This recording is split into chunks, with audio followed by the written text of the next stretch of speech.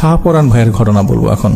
তিনি যেভাবে বলেছেন, মাঝে মাঝে আমার এক পরিচিত বড় ভাই হৃদয়ের সাথে ফোনে কথা হয়। তিনি একজন সৌদি প্রবাসী। ঘটনাটি হৃদয় ভাইয়ের আরেক বড় ভাই এবং বন্ধুর কাছ থেকে সংগ্রহ করা। তার বাড়ি ছিল ইয়েমেনে। ইয়েমেন কিন্তু আমাদের মুসলিম মানুষদের জন্য, আমাদের ইসলামের কিন্তু একটা ঘাঁটি বলা যায়। আর ঘটনাটা ঘটেছিল সৌদি আরবের কুয়েত বর্ডারের কাছাকাছি। ইয়েমেনের ওই বন্ধুর নাম হলো আব্দুল্লাহ ইলাহ। তখন বয়স 60-এর বেশি হবে হয়তো। হৃদয় ভাই মজা করে তাকে সাদিক বলে ডাকে। সাদিক মানে বন্ধু। সে উটের রাখাল ছিল। তার মতো করেই যখন ঘটনা হয় ঠিক এইভাবে বলেছেন তিনি। বাবা মারা যাওয়ার পরে আমি যখন 1985 সালে রিয়াদে সৌদি আরব আসি, কোথাও যাওয়ার জায়গা ছিল না। পকেটে টাকা বলতে কিছুই ছিল না। রাতে মসজিদের বারান্দায় ঘুমাতাম। কেউ কিছু দিলে খেতাম, আর না দিলে খেতাম না। ফজরের নামাজের পরে একটা লোক আসে আমার কাছে, মাথায় হাত রেখে জিজ্ঞেস করে, তোমার নাম কি?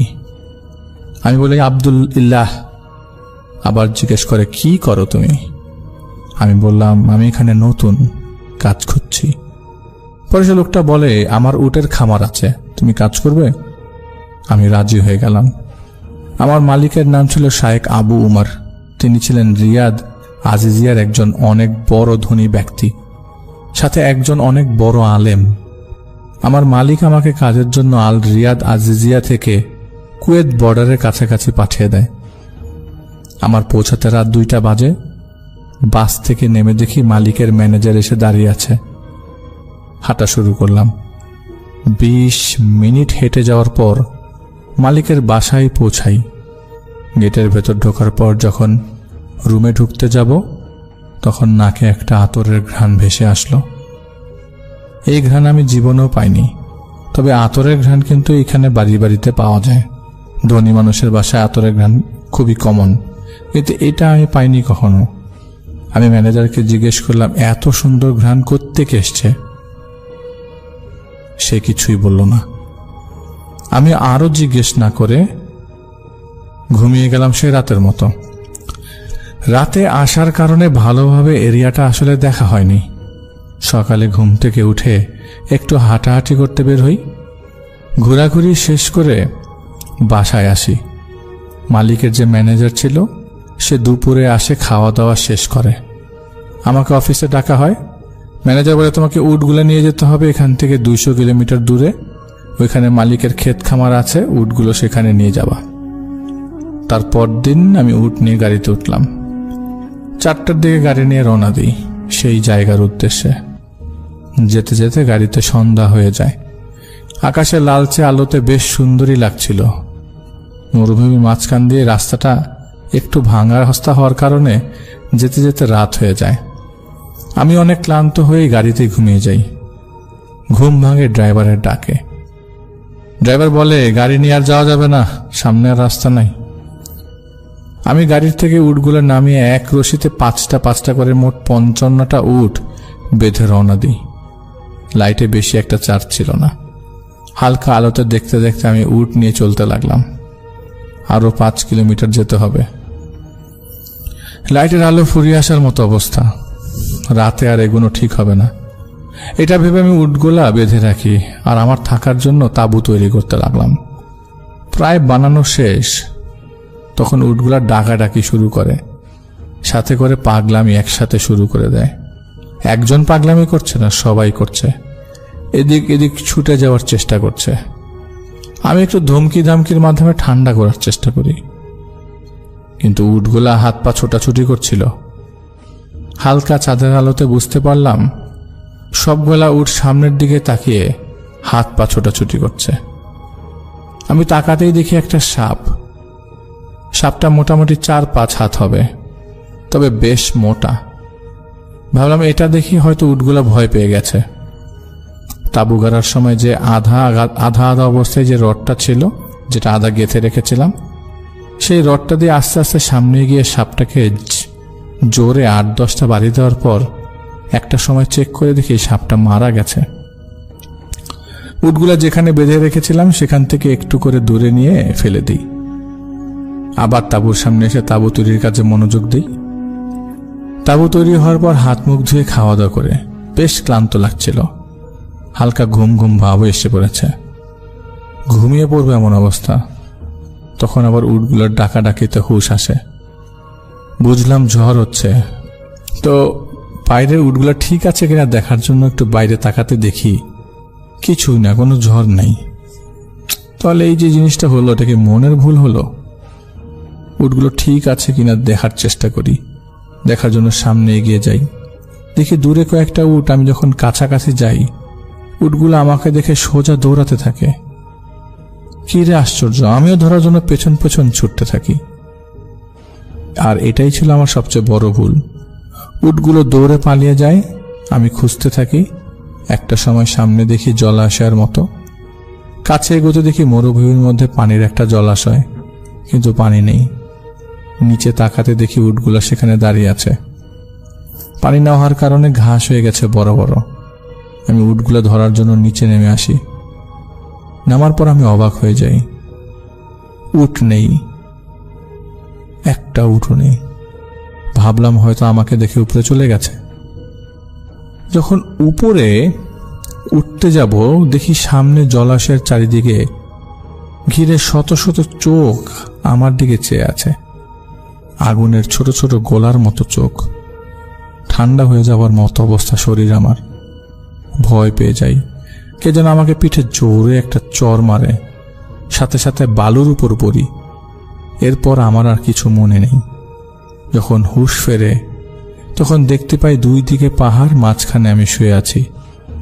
শত শত মানুষের অবয়ব পাহাড়ের চারিদিকে দাঁড়িয়ে আছে আমাকে ঘিরে। কয়েকজন কি নিয়ে যেন কথা বলছিল, আমি বুঝিনি, অস্পষ্ট। ভালো করে কান পেতে শোনার চেষ্টা করি আমি। পরে শুনতে পাই তারা বলছে যে এই মানুষটা আমাদের বাদশার ছেলেকে মেরে ফেলেছে। আমি বুঝছিলাম না কেন তারা আমাকে উদ্দেশ্য করে এগুলো বলছে। আমি ভয় ভয়ে তাদের বললাম, আপনারা কারা? আমাকে এখানে কেন নিয়ে আসছেন? তারা আমার উত্তর দিল না।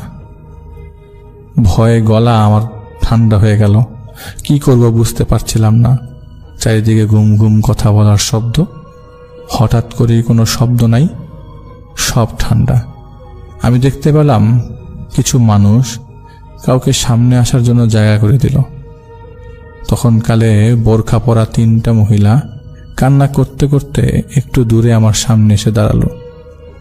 3টা মহিলা থেকে একটা মহিলা সবাইকে উদ্দেশ্য করে বলে উঠল, আমার একটা মাত্র ছেলে, আমার ছেলেকে এই মানুষটা যন্ত্রণাদায়ক মৃত্যু দিয়ে মেরে ফেলেছে। আমি এখন আমার ছেলের মৃত্যুর প্রতিশোধ নিব। সবাই একসাথে বলে উঠল, হ্যাঁ হ্যাঁ হ্যাঁ, আমরাও আমাদের বাদশার ছেলের প্রতিশোধ নিতে চাই। আপনি ওর মাথা কেটে ফেলতে অনুমতি দেন। আমি তখন একটু সাহস নিয়ে মহিলাকে বললাম, আমি কাউকে খুন করিনি, আপনি আমার উপর অন্যায় করছেন, আল্লাহর ওয়াস্তে আমাকে ছেড়ে দিন। সেই মহিলাটা বলে, আমার ছেলে খেলতে খেলতে ওখানে চলে যায়, সে উটের সাথে খেলছিল, তুই কেন তাকে আঘাত করে মেরে ফেললি? আমার একটা মাত্র ছেলে ছিল, মৃত্যুর বদলে মৃত্যু, আর এটাই আমাদের নিয়ম। এটা বলে আমার পেছনের একজনকে হাতের এক আঙ্গুল দিয়ে 2বার ইশারা করে। ভিড়ের ভেতর একটা লোক এসে আমার সামনে দাঁড়ায়। লম্বায় সে 10 থেকে 12 ফিট হবে। লোকটা রাগান্বিত চোখে আমার দিকে তাকিয়ে, আগুনের গোলার মতো চোখ, সে আমাকে গালি দিয়ে বলে, ইনসানের বাচ্চা, তুই কেন আমাদের বাসার ছেলেটাকে মারলি? এটা বলে আমাকে ধরে মানুষ সমান উঁচু থেকে জোরে দেয় আছাড় মারে। আমি বালির মধ্যে মুখ থুবড়ে পড়ি, আমার মাথায় আঘাত পায়। আমাকে আবারও উঠিয়ে আবার আছাড় মারে। এরপর আবার মাথা ধরে একটা পাথরের উপরে রাখা হয়। মহিলাটি বলছে, আলাদা করে ফেলো এর দেহ থেকে মাথাটা। সাথে সাথে তরবারি খোলার আওয়াজ কানে ভেসে আসলো। আমি মনে মনে আল্লাহকে ডাকছিলাম। একজন আমার বাম পাশে এসে দাঁড়িয়ে তরবারি নিয়ে দাঁড়ালো, আর তখনই ওই লোকটা ছিটকে পড়ে যায়। তখন আমার কানে ভেসে আসছে হাজার হাজার মানুষের আল্লাহু আকবারের ধ্বনি। চারিদিকে তরবারির শব্দ, মনে হচ্ছে এখন যেন যুদ্ধ হচ্ছে। কিছুক্ষণ পর সব নিস্তব্ধ হয়ে গেল। আমি আর কিছুই বলতে পারবো না। আমার যখন জ্ঞান ফিরল, আমি হাসপাতালের বেডে শুয়ে আছি। আমাকে দেখে একটা কাজের মেয়ে ডাক্তারকে ডেকে গিয়ে বলল রোগীর জ্ঞান ফিরেছে, কোনো কাজ করে বা কিছু একটা। আমি দেখতে পাই ডাক্তারের সাথে আমার মালিক আর মালিকের 3 ছেলে আমার পাশে এসে দাঁড়িয়েছে। মালিক বলেন, আব্দুলিল্লাহ, আপনি কেমন আছেন? আমি জিজ্ঞেস করলাম, শায়েখ আবু উমরকে, আমি কোথায় আছি? মালিক আবু উমর বলল, আপনি এখন হাফার আল বাতেনের একটি হাসপাতালে ভর্তি আছেন। আমি বললাম, এখানে কিভাবে আসলাম আমি? উমর বলল, আমি মাঝে মাঝে জিনে ধরা রোগী দেখি, আর এই কাজে আমাকে জিন জাতির কিছু শক্তিশালী জিন সাহায্য করে। তারা আমাকে সাহায্য করেছে। অনেক জিন ছিল যারা আমাকে ভালোবাসে, আমার কথা শোনে। কয়েকটা জিনকে দিয়ে আমি কিছু উপকারও পেতাম। আমার ঘরবাড়ি বন্ধ করত ওরা, এলাকা পাহারা দিত। তেমন একটি জিনকে আমি আমার ম্যানেজারের বাসায় রেখে দিই, কারণ সেখানে উটের খামার, আশেপাশে জঙ্গলে ভরা। কিছু খারাপ জিন আছে যারা উটের ক্ষতি করে, মানুষের ক্ষতি করে, উটের বাচ্চা মেরে ফেলে। এই জন্য আমি উটগুলোর সাথে একটা জিনকে রেখে দিয়েছিলাম, দেখে শুনে রাখার জন্য। যখন তুমি গাড়ি থেকে উটগুলো বেঁধে নিয়ে যাচ্ছিলে, আমার ওই জিনটা তোমার সাথেই ছিল। ওদিকে পাহাড়ে থাকতেও মারেদ সম্প্রদায়ের জিনেরা, তারা অনেক খারাপ প্রকৃতির জিন। সেই জিনের বাদশার 2 মেয়ে আর 1 ছেলে। জিনের বাদশা বৃদ্ধ হয়, সেই বাদশার স্ত্রী সেই জিন সম্প্রদায়ের সব জিনদেরকে কন্ট্রোল করতেন। ওরা উনি যা বলতেন তাই শুনতেন। আর তুমি যাদের এলাকায় ঢুকে গিয়েছিলে, জিনের বাদশার ছেলে সাপ হয়ে উটগুলোকে ভয় দেখাচ্ছিল, খেলা করছিল। আর তা দেখে তুমি সাপটাকে, তারা রূপ পাল্টাতে পারে নাই, তুমি মেরে ফেলেছে এর আগেই। তখন পাশের ছোট পাহাড়ে থাকা কিছু জিন এটা দেখে ফেলেছিল। তার আগে বাদশার স্ত্রীর কাছে বলে, বাদশার স্ত্রী জিনদের পাঠিয়ে দেয় তোমাকে ধরে নেওয়ার জন্য। আর ছেলের লাশ নেওয়ার জন্য যখন তারা আসে, তখন আমার অনুগত জিন তাদেরকে দেখে ফেলে, আর রিচুয়ালের মাধ্যমে উট সহ তোমার তাঁবুকে আটকে দেয়। তারা আর ভেতরে আসতে পারে না। তোমাকে মায়ার জালে বাহিরে নিয়ে যেতে চাইছিল ওরা, আর এই জন্যই তারা উটের আকৃতি নিয়ে দূরে দাঁড়িয়েছিল। তুমি যদি একবার সবগুলো উট দেখে নিতে, তাহলে আর এমনটা হতো না। তুমি তাদের পেছনে পেছনে চলে যাও, আর এটা দেখে আমার পালিত জিনটা ভয় পেয়ে যায়, কারণ সে একা তাদের মোকাবেলা করতে পারবে না। এই জন্য সে আমার কাছে ছুটে আসে। আমি তৎক্ষণাৎ আমার জিনের বাদশার কাছে একটা জিনকে দিয়ে খবর পাঠাই, আবার মারেদ সম্প্রদায়ের বাদশার কাছে একটা জিনকে দিয়ে খবর পাঠাই। কিন্তু তারা তোমাকে ছাড়তে নারাজ, কারণ তুমি তাদের ছেলেকে মেরে ফেলেছ। তখন আমার সাথে থাকা জিনের বাদশা তার জিন বহরকে নিয়ে তাদের সাথে অনেকটা যুদ্ধ করার মতো অবস্থা তৈরি হয়। অনেকটা মারামারি করে তোমাকে সেখান থেকে নিয়ে আসা হয়। আমার ম্যানেজার সেখান থেকে তোমাকে উদ্ধার করে এবং 3 দিন পর তোমার জ্ঞান ফিরল। আলহামদুলিল্লাহ, তুমি সহি সালামতে আছো। এরপর বেশ কিছুদিন আমার সাথে কিছু না হলেও আমাকে বলা হয়েছিল আমি যেন সাবধানে থাকি।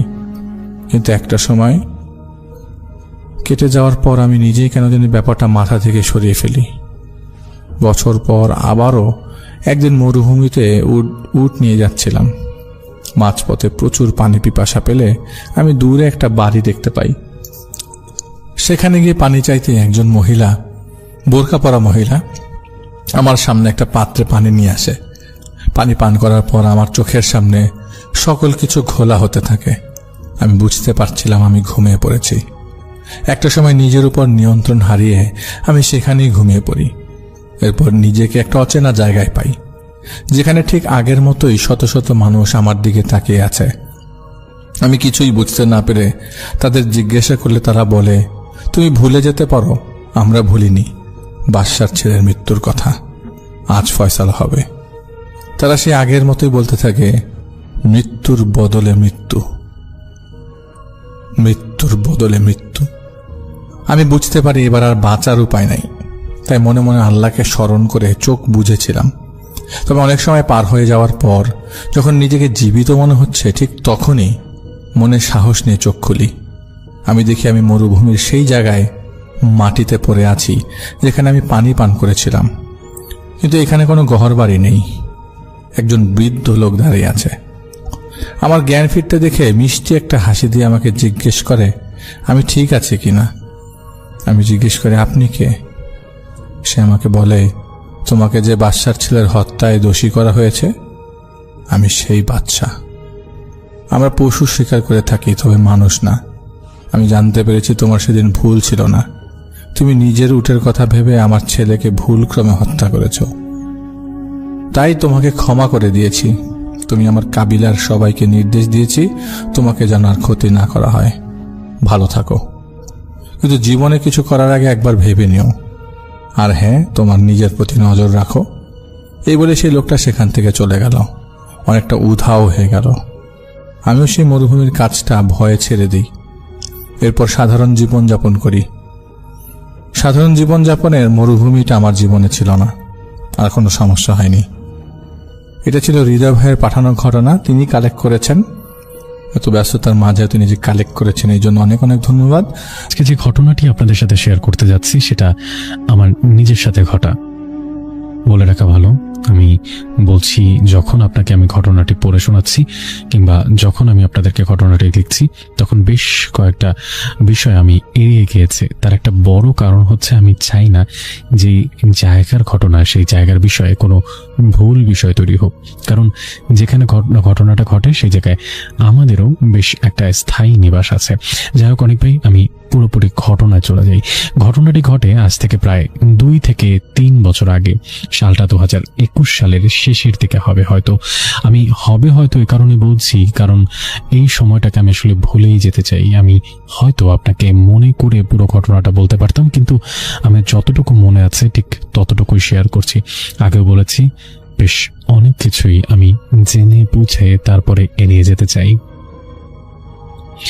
অনেক ভাই, আমাদের বাসা ছিল বেইলি রোডের ঠিক মাঝামাঝি একটা জায়গায়, যেখানে একটা ছোটখাটো আবাসন প্রকল্পের মতো তৈরি করা হয়েছে এবং দুটো বিল্ডিং জুড়ে অনেকগুলো ফ্ল্যাটের একটা ফ্ল্যাট কিন্তু আমাদেরও কেনা ছিল। ঘটনাটা ঘটে মূলত সেই ফ্ল্যাটকে কেন্দ্র করেই। বলছিলাম ঘটনাটি ঘটে আজ থেকে প্রায় 2 থেকে 3 বছর আগে। তখন আমি ক্লাস 9-এ পড়তাম। আমি পড়াশোনা করতাম সিদ্ধেশ্বরীতে এবং সেই সূত্রেই আমার বাবা এবং মা এখানে আমাদের ভাই বোনদেরকে নিয়ে শিফট হয়ে যায়। ঘটনা মূলত আমাদের ফ্ল্যাটকে নিয়ে না হলেও তার আশেপাশকে কেন্দ্র করে। যেদিন প্রথম আমার সাথে ঘটনা ঘটে সেদিনকার কথা বলি। প্রচন্ড বৃষ্টি হয়েছে বাইরে। আমি স্কুল থেকে ভিজে নিয়ে একাকার অবস্থায় এসেছি। এত কাছে বাসা হওয়ার কারণে গাড়ি নিয়ে সবসময় বের হওয়ার প্রয়োজন পড়ে না, তাই আমি সেখান থেকে হেঁটেই যাতায়াত করতাম। হুট করে বৃষ্টি নামার কারণে আসলে ভিজে গিয়েছিলাম। আরো যদি বলি, ইচ্ছে করেই কিছুটা ভিজেছিলাম। পুরো একটা আধুনিক ফ্ল্যাট হওয়ার কারণে পুরো আধুনিক ব্যবস্থাপনাও কিন্তু সেখানে ছিল। তাই আমি ঢুকে যখন লিফটের জন্য দাঁড়িয়ে আছি, তখন দেখলাম আমার যে দক্ষিণ পাশের লিফট সেটা আরো আগে আসছে। তার মানে হচ্ছে ঠিক একটা লিফট উঠছে এবং একটা লিফট নামছে। এটা দেখে আমি লিফট থেকে সরে আরেকটা লিফটের জন্য দাঁড়ালাম। এরপরে লিফটের দরজাটা খুলতেই দেখলাম লিফটের মধ্যে একজন ভদ্র মহিলা দাঁড়িয়ে। বয়স কত হবে? আনুমানিক 40 কিংবা 45 বছর। সমস্যা সেটা নয় অনেক ভাই, সমস্যা হচ্ছে লিফট যেহেতু ওপর থেকে নিচে এসেছে, তাই সেই মহিলাটির বের হয়ে যাওয়ার কথা, কিন্তু সে বের না হয়ে সেখানে দাঁড়িয়ে রইল। আমি তখন ভাবলাম বোধহয় লিফট আন্ডারগ্রাউন্ডে যাবে, তাই আমিও আর লিফটে উঠছিলাম না। পরে সেই ভদ্র মহিলাটি অনেকটা রাগান্বিত কণ্ঠে আমাকে বলল লিফটে তাড়াতাড়ি ওঠার জন্য। আমি তখন কিছু না চিন্তা করে ভিজে নিয়ে একাকার অবস্থায় লিফটের মধ্যে উঠে পড়লাম। একটু কারণটা বলে নেই, যেহেতু আমি ভিজেছিলাম, আমি মনে করেছিলাম বোধহয় লিফট ভিজে যাবে দেখেই তিনি রাগ করেছেন। এই ফ্ল্যাটগুলোতে যত মানুষ আছেন সবাই প্রায় নিজেরাই থাকেন। ভাড়া মানুষের সংখ্যা বা ভাড়া দেওয়া ফ্ল্যাটের সংখ্যা খুবই কম, তাই প্রত্যেকটা বিষয়ের যত্নশীল হওয়া বা যত্ন করা এই পুরো ফ্ল্যাটের প্রত্যেকেই আসলে মোটামুটি মেনটেন করে। তেমনই একটা কিছু ভেবেছিলাম। যখন লিফটে উঠলাম আমি তখন আমাদের ফ্লোরের বাটন ক্লিক করার পরে দাঁড়িয়েছিলাম। দেখলাম সেই ভদ্রমহিলা কোনো বাটন ক্লিক করলেন না। তিনি আমার সাথে মনে হলো যে ঠিক আমার ফ্লোরে যাবেন। আমি আর 7 পাঁচ চিন্তা না করে আমি আমার চুল থেকে কিছুটা পানি ঝরানোর চেষ্টা করছিলাম। সেই মুহূর্তে সেই ভদ্রমহিলা আমার নাম ধরে জিজ্ঞেস করলো। বৃষ্টিতে ভেজার কি খুব প্রয়োজন ছিল? আমি কিছুটা অবাক হলাম। অনেক ভাই, আমি আবারও বলে রাখি, ঢাকা শহরের কর্পোরেট ফ্ল্যাটগুলোতে একজন আরেকজনকে খুব একটা বেশি ভালো চেনে না, কিন্তু তিনি খুব অনায়াসে আমার নাম বলতে পারল। আমার কাছে মনে হলো হয়তোবা হতে পারে আমার বাবা মার সঙ্গে তার পরিচয় আছে, তিনি হয়তোবা আমি না চিনলেও আমাকে চেনে। ততদিনে আমরা ফ্ল্যাটে উঠেছি প্রায় 2 মাসের মতো হয়ে গেছে। যথারীতি আমি আমাদের ফ্লোরে নামলাম। নেমে আমি আমার ফ্ল্যাটের সামনেও গিয়ে দাঁড়ালাম, কিন্তু দেখলাম লিফট থেকে সেই ভদ্রমহিলা আর বের হলেন না। আমার কাছে আরো অবাক করার বিষয় হলো, যখন লিফটের দরজাটা লেগে গেল তখন লিফটার শটাং সেখানে দাঁড়িয়ে রইল। তার মানে সেই ভদ্রমহিলা কোনো ফ্লোরে যাচ্ছেন না, তিনি লিফটের মধ্যেই আছেন। কি যেন একটা মনে হতে আমি পেছনে আসলাম। ফিরে এসে লিফটের বাটন ক্লিক করতেই দরজা খুলে গেল। অবাক হয়ে দেখলাম অনেক ভাই ভেতরে কেউ নেই। ঘটনা এখানেই শেষ হলে পারত। কিছুটা হ্যালুসিনেশন, কিছুটা বোকা হয়ে তাকিয়েছিলাম কিছুক্ষণ, এরপর এক দৌড় দিয়ে বাড়িতে ঢুকে যাই।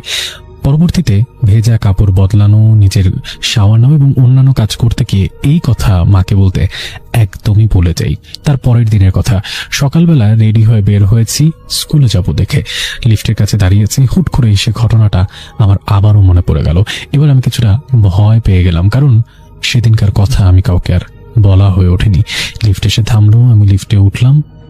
লিফট সরাসরি গ্রাউন্ড ফ্লোরে চলে গেল এবং সেখান থেকে আমি স্কুলেও চলে আসলাম। কিছুটা স্কুলে গিয়ে ভুলেই গিয়েছিলাম। বিপত্তি বাজে যখন আমি আবারও বাসায় ফিরি, তখন ঠিক একইভাবে আমি যখন নিচে এসে লিফট কল করলাম, দরজা খুলতে দেখি সেই ভদ্রমহিলা ভেতরে দাঁড়ানো। ততক্ষণে আমার ভয়ে হাত পা ঠান্ডা হয়ে গেছে। আমি মোটামুটি শিওর যে আমি কোনোভাবেই লিফটে উঠবো না, তাতে যা কিছুই হোক না কেন। কিন্তু খুব অবচেতন ভাবেই মনে হলো আমার নিজের পা দুটো একা একা নিজে নিজেই হেঁটে লিফটেও চলে গেল। মনে হচ্ছিল আমার নিজের উপরে নিজের কোনো শক্তি নেই। লিফটের মধ্যে উঠে দেখলাম ফ্লোর ঠিক আমাদের ফ্লোরে এই লিফটে কল করা। বিশ্বাস করেন অনেক ভাই, আমি লিফটে উঠে কোনো ফ্লোর কল করিনি। লিফটের দরজা লাগতেই তিনি আবারও আমাকে জিজ্ঞেস করলেন আমার নাম ধরে। এবার জিজ্ঞেস করলেন আমি কেমন আছি। আমি প্রচন্ড ভয় আতঙ্কে, প্রচন্ড ঠান্ডার মধ্যেও ঘামছিলাম। এত ঘামছিলাম যে দেখেই মনে হচ্ছিল যে আমি প্রচন্ড নার্ভাস। মনে হচ্ছে আমার লো প্রেশার হয়েছে, আমি যে কোনো সময় মাথা ঘুরে পড়ে যাব। ঠিক আমাদের ফ্লোরে এসে দরজা খুলল। এক দৌড়ে আমি লিফট থেকে বের হলাম, আমার ফ্লোরের সামনে গেলাম। এরপর আমি সেন্সলেস হয়ে গেলাম। অনেক ভাই আপনাদের অনেকেই ভাবতে পারে কিংবা ভাববেন যে এতটুকু ভয় পাওয়ার কি আছে। আমি আবারও বলছি, যার সাথে হয় শুধুমাত্র সেই বলতে পারে কি হয়েছে। আমার যখন জ্ঞান ফিরে তখন দেখি আমি আমার খাটে এবং আমার পাশে আমার বাবা, আমার মা, একজন ডক্টর এবং আমার খালামণি তিনিও চলে এসেছেন। মূলত খালামণি আমাদের সাথে থাকতেন না, তিনি আমার সেন্সলেসের কথা শুনে চলে এসেছিলেন। ঘরের ছোট মেয়ে হওয়ার কারণে আমার বেশ দাপট ছিল এবং আদরও ছিল। সবাই ভাবছিলেন ঠিকভাবে খাওয়া দাওয়া না করার কারণে এমন কিছু হয়েছে, কিন্তু কোন একটা অদ্ভুত কারণে আমার খালামণি বারবার আমাকে বলছিলেন তুমি এখন শান্ত হও, পরে আমাকে বলো কি হয়েছে। বেশ রাতের সময় খালামণি আমার রুমে আসেন এবং তিনি আমার কাছে সবকিছু জানতে চান। আমি কিছুক্ষণ ইতস্ত করে সব ঘটনা খালামণিকে খুলে বলি। খালামণি খুব গম্ভীরভাবে পুরো কথা শোনেন এবং মনে হচ্ছিল খালামণি সব কথা বিশ্বাস করেছেন। আমি কিছুটা আস্থা ফিরে পাই। খালামণি বলেন আমি তোমার মায়ের সঙ্গে কথা বলবো, তুমি টেনশন করো না। এর পরের কয়েকদিন সব ঠিকঠাক ছিল। কেন ঠিকঠাক ছিল সেটাও বলি অনেক ভাই। আমার মা আমাকে স্কুলে দিয়ে আসতেন এবং তিনি গিয়ে নিয়ে আসতেন। কতদিন হবে, 1 সপ্তাহ। বিপত্তিবাদে এর পরে যখন আমি প্রায় ভুলে যেতে বসেছিলাম যে কি হয়েছে আমার সাথে, ঠিক সেই মুহূর্তে একদিন সকালবেলা রেডি হয়ে আমি স্কুলে যাওয়ার জন্য তৈরি। আমি লিফট কল করলাম, লিফট আসলো। লিফট যখন নিচের দিকে যাচ্ছে হঠাৎ করে 5th ফ্লোরে লিফটটা খুলে গেল। অনেক ভাই নিশ্চয়ই বুঝতে পেরেছেন আমি কি বলবো। আমি দেখলাম সেই ভদ্র মহিলা ঠিক আমার চোখের সামনে দাঁড়ানো। এবার সে প্রচন্ড রাগী ভঙ্গিতে আমার দিকে তাকিয়ে আছে। আমার এরপর আর কিছু মনে নেই। আবারও যখন আমার জ্ঞান ফেরে তখন আমি আমার বিছানায় শোয়া, আমার চারপাশে আমার পরিবারের সবাই, এবং এবার আমি একজন হুজুরকে দেখতে পাই। মনে হয় যে তিনি আমাকে ঝাড়ফুঁক করেছেন কিংবা আমার চারপাশে কোনো কিছু পানি টানি ছেটানো হয়েছে। সবকিছু কেমন যেন আমার কাছে উদ্ভট লাগছিল, অবাক করা লাগছিল। আমি প্রচন্ড ভয়ে কান্নাকাটি করা শুরু করি। আমার মা আমাকে ঠান্ডা করার চেষ্টা করেন, আমার খালামণি আমার কাছে বসে পড়েন এবং তিনি বলেন যে আমরা সব খোঁজ খবর নিয়েছি, আমরা খুব তাড়াতাড়ি ফ্ল্যাট ছেড়ে দিচ্ছি, তুমি টেনশন করো না, সবকিছু ঠিক হয়ে যাবে। এরপরে অনেক ভাই ঠিক 1 মাসের মধ্যে আমরা ফ্ল্যাটটা ছেড়ে দিই এবং ফ্ল্যাটটা ভাড়া দিয়ে দিই। পরবর্তীতে এই পুরো ঘটনা আমি আমার খালামনের থেকে শুনি। যেটা শুনেছিলাম সেটা ছিল ঠিক 5th ফ্লোরে তার 2 মাস আগে একজন মহিলা মারা যান এবং তার মারা যাওয়াটা ছিল অস্বাভাবিক মৃত্যু। অস্বাভাবিক মৃত্যু বলতে তিনি একাই থাকতেন, তার পরিবারের সবাই দেশের বাইরে থাকতো। তার স্বামী মারা গিয়েছিল 2 বছর আগে, তাকে বারবার করে দেশের বাইরে তার সন্তানরা নিয়ে যেতে চাইলেও তিনি কোনোভাবে দেশ ছাড়তে রাজি হননি। 3 দিন পরে তার লাশ পাওয়া যায়। আমি আবার বলছি, মারা যাওয়ার 3 দিন পরে তার রুম থেকে লাশ পাওয়া যায়। মূলত তিনি মারা যাওয়ার পরে কেউ জানতেই পারেনি তিনি মারা গিয়েছিলেন। এরপর থেকে সেই ফ্ল্যাট খালি এবং সেই ফ্ল্যাটে আর কেউ থাকে না। মূলত ভাড়া দিতে পারলেও তারা তাদের মায়ের স্মৃতি রেখে দেবে বলেই সেই ফ্ল্যাটটি আর ভাড়া দেয়নি। অনেক ভাই এখন প্রশ্ন জাগতে পারে, আমার সঙ্গে যার দেখা হয়েছিল সেই কি সেই মহিলা ছিল? আপনি ভাবতে পারেন আমি ভুল দেখেছি, আমি হ্যালুসিনেট করেছি, কিন্তু না, সেই ফ্ল্যাটে থাকা আরো 3-4 জন ঠিক সেই মহিলাটাকে দেখেছেন এবং তারা আগে থেকে যেহেতু তাকে চিনত তাই তারা প্রচন্ড ভয় পেয়ে গেছেন এবং পুরো বিল্ডিং এ একবার হুজুর এনে বন্ধ করা পর্যন্ত হয়েছিল। যাই হোক, আধুনিক যুগে এগুলো কেউ বিশ্বাস করবে কিনা আমি জানি না, তবে যে ঘটনাটা শেয়ার করলাম সেটা আমার সাথে ঘটে যাওয়া একটা অলৌকিক সত্য ঘটনা। ঠিকানা বললাম না কারণ ঠিক অনেকেই সেই এলাকার আশেপাশে থাকেন এবং হয়তোবা এই মুহূর্তে আপনাকে যারা শুনছে তাদের কেউ একজন সেই ফ্ল্যাটেও বা সেই বিল্ডিং এর ফ্ল্যাটেও থাকতে পারে। পরবর্তীতে এই বিল্ডিং এর যারা কমিটি মেম্বার তারা সবাই মিলে এই ঘটনা যাতে বাইরে না বের হয় তার জন্য আমার বাবাকে এবং আমার মাকে অনুরোধ করতে থাকেন এবং পরবর্তীতে সে অনুরোধের প্রেক্ষিতে আমার বাবা মাও সেই বিষয়ে আর কোনো কথা বলেননি। এখন পর্যন্ত আমাদের বাড়িতে সে বিষয় নিয়ে কখনো কথা হয় না, তবে আমার মা কখনো কখনো আমাদের পারিবারিক কোনো সভায় যদি কথা ওঠে তখন এই ঘটনাটা সবাইকে বলেন। কাশু দাদার মূল পেশাটা কিন্তু মাছ ধরা, আর এখান থেকে ঘটনাটার সূত্রপাত। উনি মূলত দিনেই বেশি মাছ ধরতেন, গভীর রাতে মাঝে মাঝে মাছ ধরতেন আর কি। তো মাছ তো আসলে কখন কোন সিজন আসে, কিছু কিছু মাছ বিশেষ করে নদীর যে মাছগুলো বা বিলের মাছগুলো, বিশেষ করে বড় মাছগুলো, এগুলো তো আসলে রাতের বেলাতেই বেশি ধরা পড়ে। এই জন্য মাঝে মাঝে উনি রাতের বেলা যেতেন। রাতের বেলা যখন যেতেন তখন ওই টেটা, কোচ, এই ধরনের যে সরঞ্জামাদি এগুলো নিয়ে উনি বেরিয়ে পড়তেন। তো ঘটনার দিন রাতেও উনি এই ধরনের সরঞ্জামাদি নিয়েই বেরিয়ে পড়লেন তার বাড়ি থেকে 1 থেকে 2 কিলোমিটার দূরে একটি বিলের উদ্দেশ্যে। সময়টা তখন আষাঢ় মাসের মাঝামাঝি সময় হবে। এই ঘটনাটা কিন্তু অনেক আগের, একদম নির্দিষ্ট সাল বলা মুশকিল, তবে এটা এখন থেকে প্রায় 40 বছর আগে শুরু হয়েছিল বা তারও আগে হতে পারে, এমন একটা সময় অনুমান করা যায় আর কি। তো আষাঢ় মাসের মাঝামাঝি সময় তো বিলে পানিও বেশ ভালোই ছিল, মাছও বেশ ভালোই পাওয়া যেত। উনি রাত আনুমানিক 1টা-1:30টার দিকে, সম্ভাব্য সময় আর কি হতে পারে। তখন তো আর মোবাইল, ঘড়ি এগুলোর প্রচলন খুব একটা গ্রামে ছিল না, মোবাইল তো ছিলই না, ঘড়ির প্রচলনও তখন কম ছিল। তো এই যে কাশু দাদু উনি মাছ ধরা শুরু করেছেন, মাছ পাচ্ছিলেন, মনে মনে বেশ খুশিও হচ্ছিলেন। উনি চিন্তা করলেন যে পরিবারকে সাথে নিয়ে ভালোই মাছ খাওয়া যাবে, আবার বাজারে বিক্রিও করা যাবে। উনি চিন্তা করলেন যে একেবারে ফজরের আজানের আগ পর্যন্ত মাছ ধরবেন, এরপর উনি নামাজ পড়ে তারপর বাড়িতে যাবেন, অথবা মাছগুলো বাড়িতে রেখে তারপর নামাজ পড়বেন, তারপর মাছগুলো নিয়ে বাজারে যাবেন, বিক্রি করবেন। উনি চিন্তা করেছিলেন যে পরিমাণ মাছ পাওয়া গেছে, আশা করা যায় যে 3 থেকে 4 দিনের সংসার খরচ আল্লাহ চাহেন তো ইনশাল্লাহ চলে যাবে। উনি এরকম চিন্তা করছিলেন, মাছ ধরছিলেন, হঠাৎ করে দাদু খেয়াল করলেন তার পায়ের পাশ দিয়ে একটা মোটামুটি বড় আকারের বোয়াল মাছ চলে গেল। দাদুর ধারণা অনুযায়ী মাছটির ওজন 8 থেকে 10 কেজির মতো আনুমানিক হতে পারে। বোয়াল মাছটা দেখে দাদু খুব খুশি হয়ে যান। উনি চিন্তা করলেন এই মাছটা যদি টেটা দিয়ে মারতে পারি তাহলে তো বাজারে নিয়ে গেলে বেশ ভালোই দাম পাওয়া যাবে। উনি টেটা দিয়ে ওই মাছটির দিকে তাক করে আঘাত করেন, তবে প্রথম আঘাতে মাছটির তেমন কোনো ক্ষতি হলো না, কোথায় যেন চলে গেল। দাদু তো মরিয়া হয়ে ওই মাছটিকে খুঁজতে থাকলেন। বেশ কিছুক্ষণ খোঁজার পর মাছটিকে উনি দেখতেও পেলেন। নাগালে পেয়ে দ্বিতীয়বার ওনার ট্যাটা দিয়ে আঘাত করেছেন। এইবার এই ট্যাটাটা মাছটার শরীরে বেশ ভালোই লেগেছে। মাছটা ছটফট করছে, মরে যায় নাই। দাদু তো বেজায় খুশি, বড় একটা মাছ পেয়েছেন। মাছটাকে ধরে মনের আনন্দে বাড়ির দিকে রওনা হয়েছেন। ডাঙায় উঠে পড়েছেন। ভোর হতে তখনও বেশ কিছুটা সময় বাকি আছে। দাদু গ্রামের মেঠো পথ ধরে হেঁটে যাচ্ছেন, আঁকাবাঁকা পথ ধরে হেঁটে যাচ্ছেন। হঠাৎ করে দাদুর কাছে মনে হলো পেছন থেকে কোনো একটা শব্দ হলো।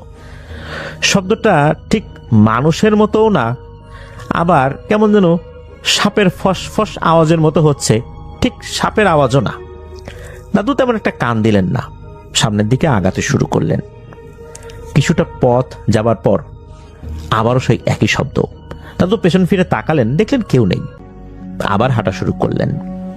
এবার পেছন থেকে গম্ভীর কণ্ঠে একটা শব্দ ভেসে এলো, কাজটা কি ভালো হলো কাসুমোল্লা?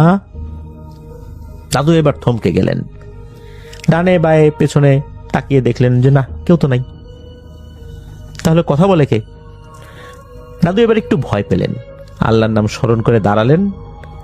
আবারও সেই একই কণ্ঠে আওয়াজ ভেসে হলো, কাজটা কি ঠিক হলো কাসুমোল্লা?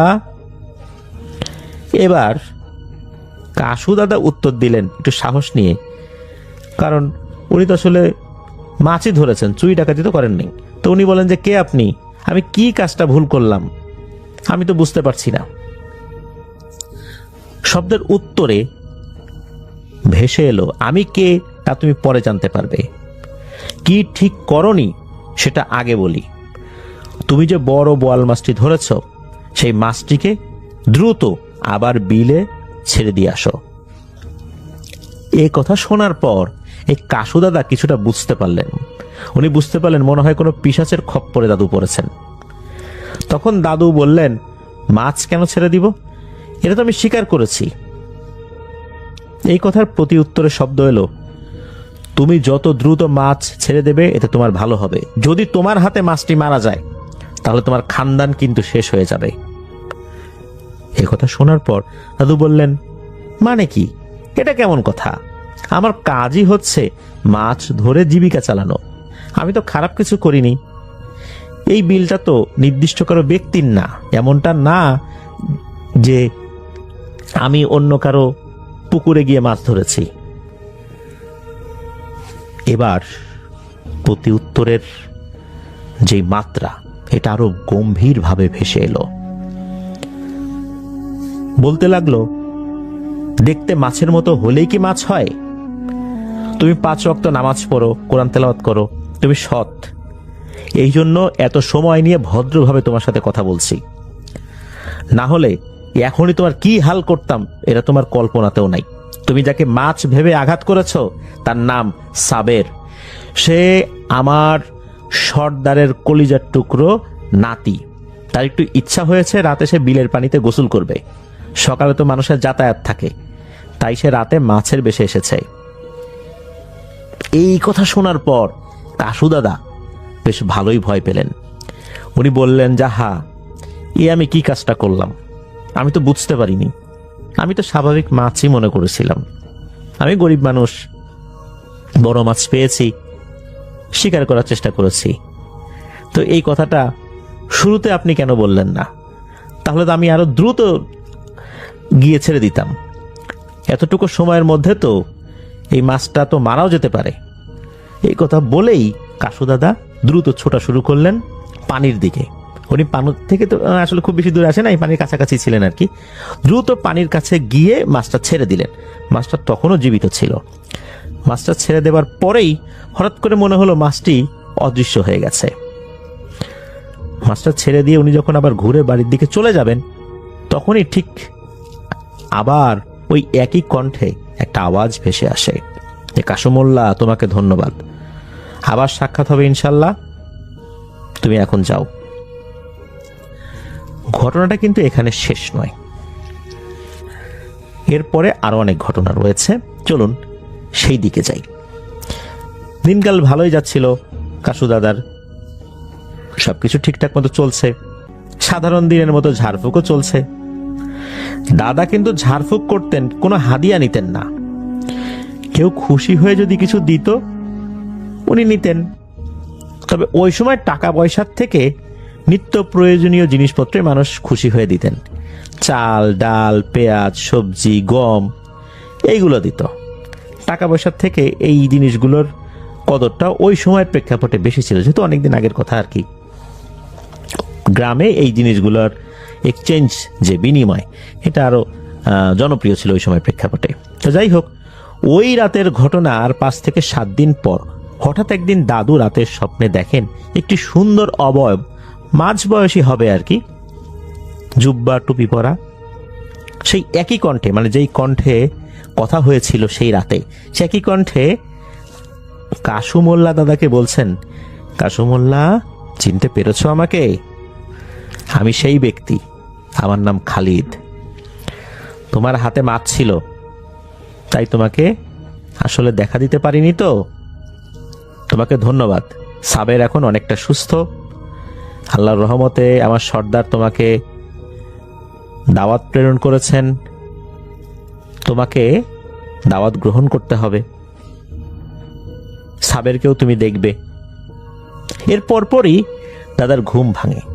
দাদা খেয়াল করলেন তার ঘরে কেমন যেন একটা সুন্দর মিষ্টি সুবাস ছড়িয়ে রয়েছে। দাদা ভাবলেন মনে হয় এটা স্বপ্নই। দাদা আবার ঘুমিয়ে গেলেন। ভোরে উঠলেন, সালাত আদায় করলেন, নিত্যদিনের কাজ শুরু করে দিলেন। রাতে আবার মাছও ধরতে গেলেন। সেই বিলেই মাছ ধরার প্রস্তুতি নিচ্ছেন, তখন সেই স্বপ্নে দেখা অবয়বটা হাজির হলেন। দাদা কিছুটা ভয় পেলেও এসব ব্যাপারে তার তো কিছুটা ধারণা রয়েছে। সেই অবয়বটা, মানে সেই জিন খালিদ, বলতে শুরু করলেন যে, কাশিমুল্লাহ, আমি জানি তুমি একটু ভয় পাচ্ছ, কিন্তু ভয়ের কিছু নেই, আমি তোমার সঙ্গে একটু কথা বলে চলে যাব। তো কাশু দাদা মাথা নেড়ে বললেন যে, ঠিক আছে, আপনি বলেন। তখন ওই জিন খালিদ বলতে থাকে, তুমি সেদিন তোমার মানবিকতা দিয়ে মাছ ভেবে তুমি আসলে ছেড়ে দিয়েছিলা এই জিনিসটাকে, তুমি তাকে আঘাত করেছিলা, এটা সত্য, না বুঝে কাজটা করেছো। আমাদের সর্দার তোমাকে মাফ করে দিয়েছেন, পক্ষান্তরে ধন্যবাদ জানিয়েছেন।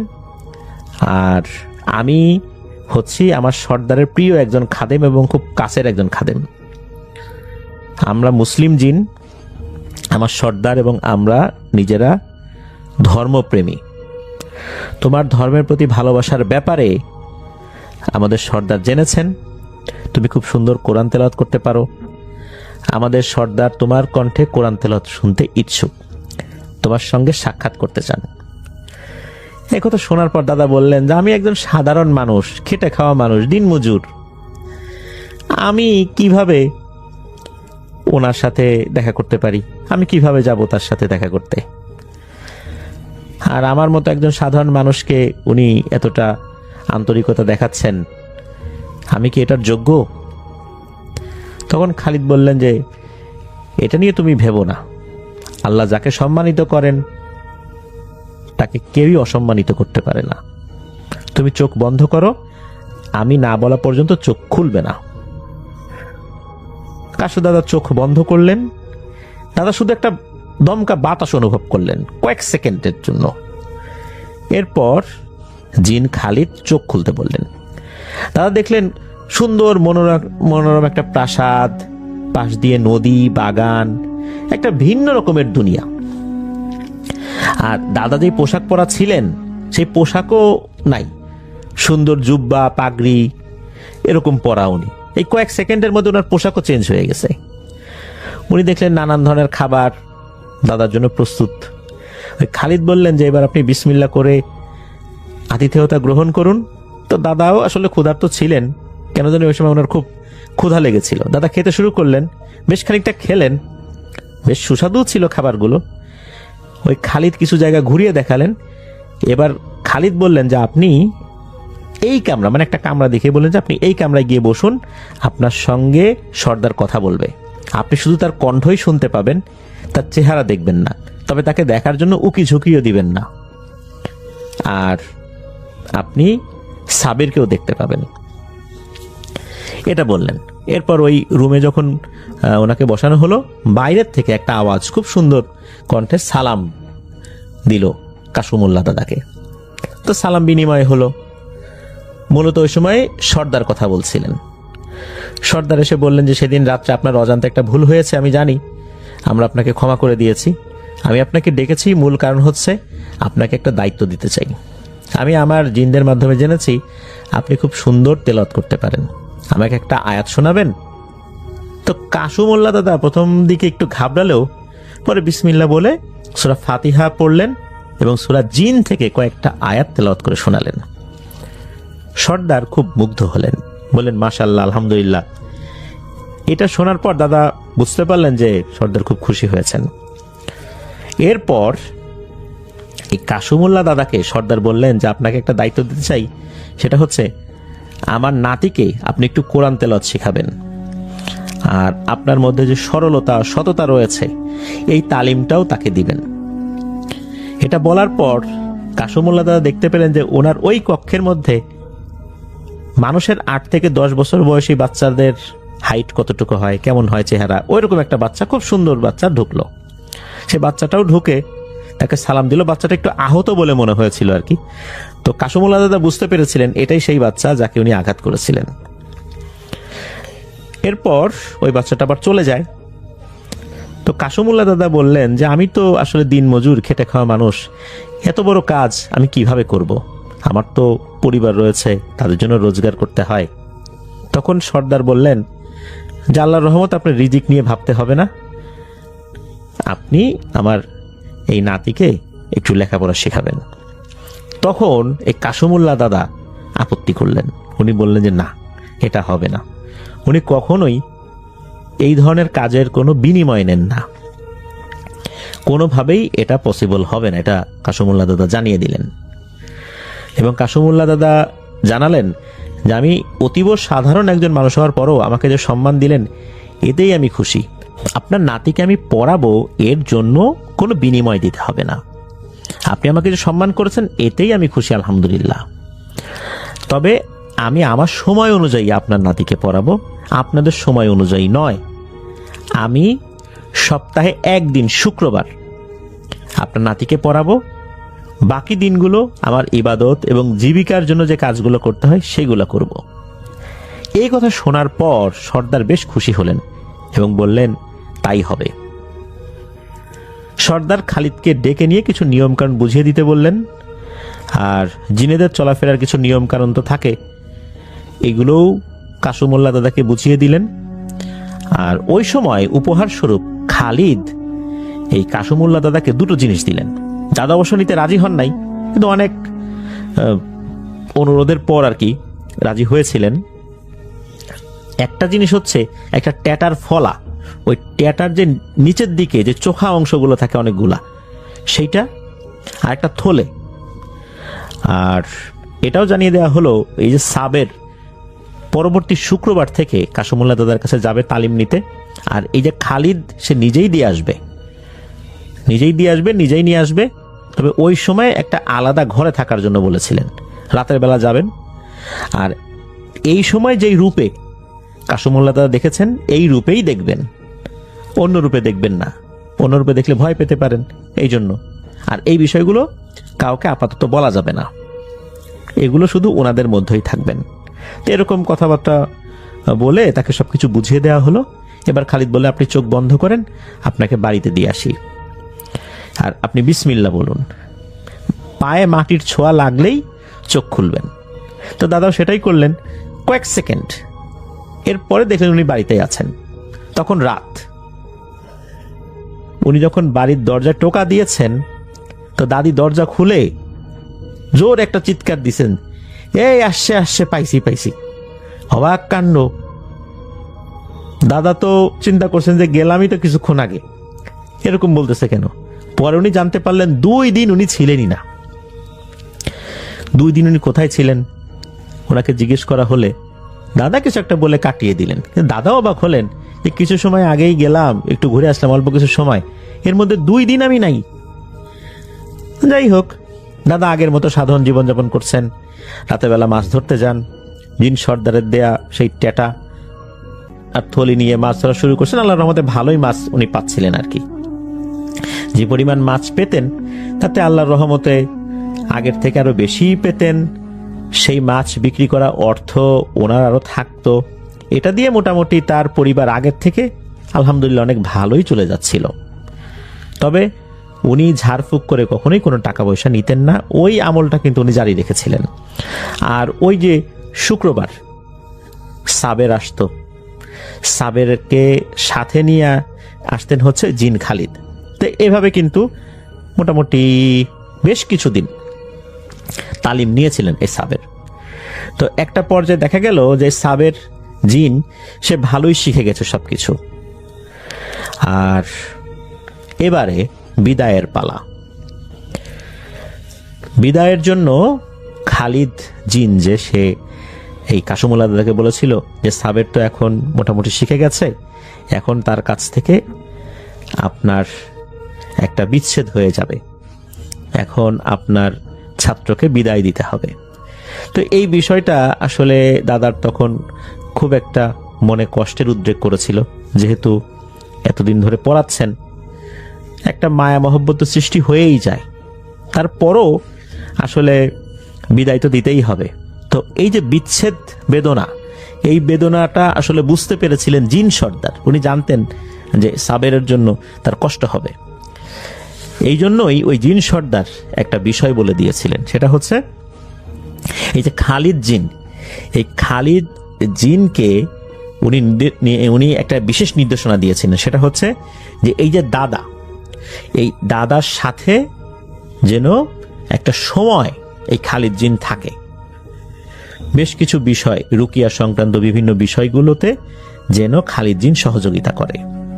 তো এটা কিন্তু ওই সর্দারের নির্দেশনা ছিল। আর এটাও নির্দেশনা ছিল যে দাদা ঠিক আগের মতোই যেরকম পারিশ্রমিক নেন না, চেয়ে নেন না, এই জিনিসটা জারি রাখতে হবে। শরীয়ত বহির্ভূত কোনো কাজের নির্দেশনা বা অনুরোধ তাকে করা যাবে না। যদি করা হয় তাহলে সেটা তো করবেনই না, আর কখনোই খালিদ দাদার কাছে আসবেন না। তো এই বিষয়গুলো বলেন, দাদাও রাজি হন। এরপরে অনেকটা দিন এই খালিদ দাদার সাথে ছিলেন। দাদা ইন্তেকাল করেছেন 1999 সালে। 99 সালের পরেও নাকি 2021 সাল পর্যন্ত খালিদ ওই পরিবারের সাথে ছিল। পরবর্তীতে কোনো একটা কারণে খালিদ নাকি চলে যায়। তবে কি কারণে, এই বিষয়টা পরবর্তীতে জানা যাবে। এটা রনি ভাই জানিয়েছেন যে পরবর্তীতে এই বিষয়টা আরো ডিটেলসে উনি জেনে আমাদেরকে পাঠানোর চেষ্টা করবেন। তো এই যে যেই বিষয়টা, যেই খালিদ সাবেরকে নিয়ে আসতো, এই যে ব্যাপারগুলো, এই ব্যাপারগুলো দাদি জানতে পারতেন। দাদি এটা তাও জেনেছেন হচ্ছে সর্দারের অনুমতি সাপেক্ষে। ওই সময় ওনার ছেলে মেয়েরা তো ছোট ছিল, তারা জানতে পারে নাই। তারা জেনেছিল আরো পরে, কারণ তখন তো সাবের চলেই গেছে, সাবের তো আর তখন আসতো না।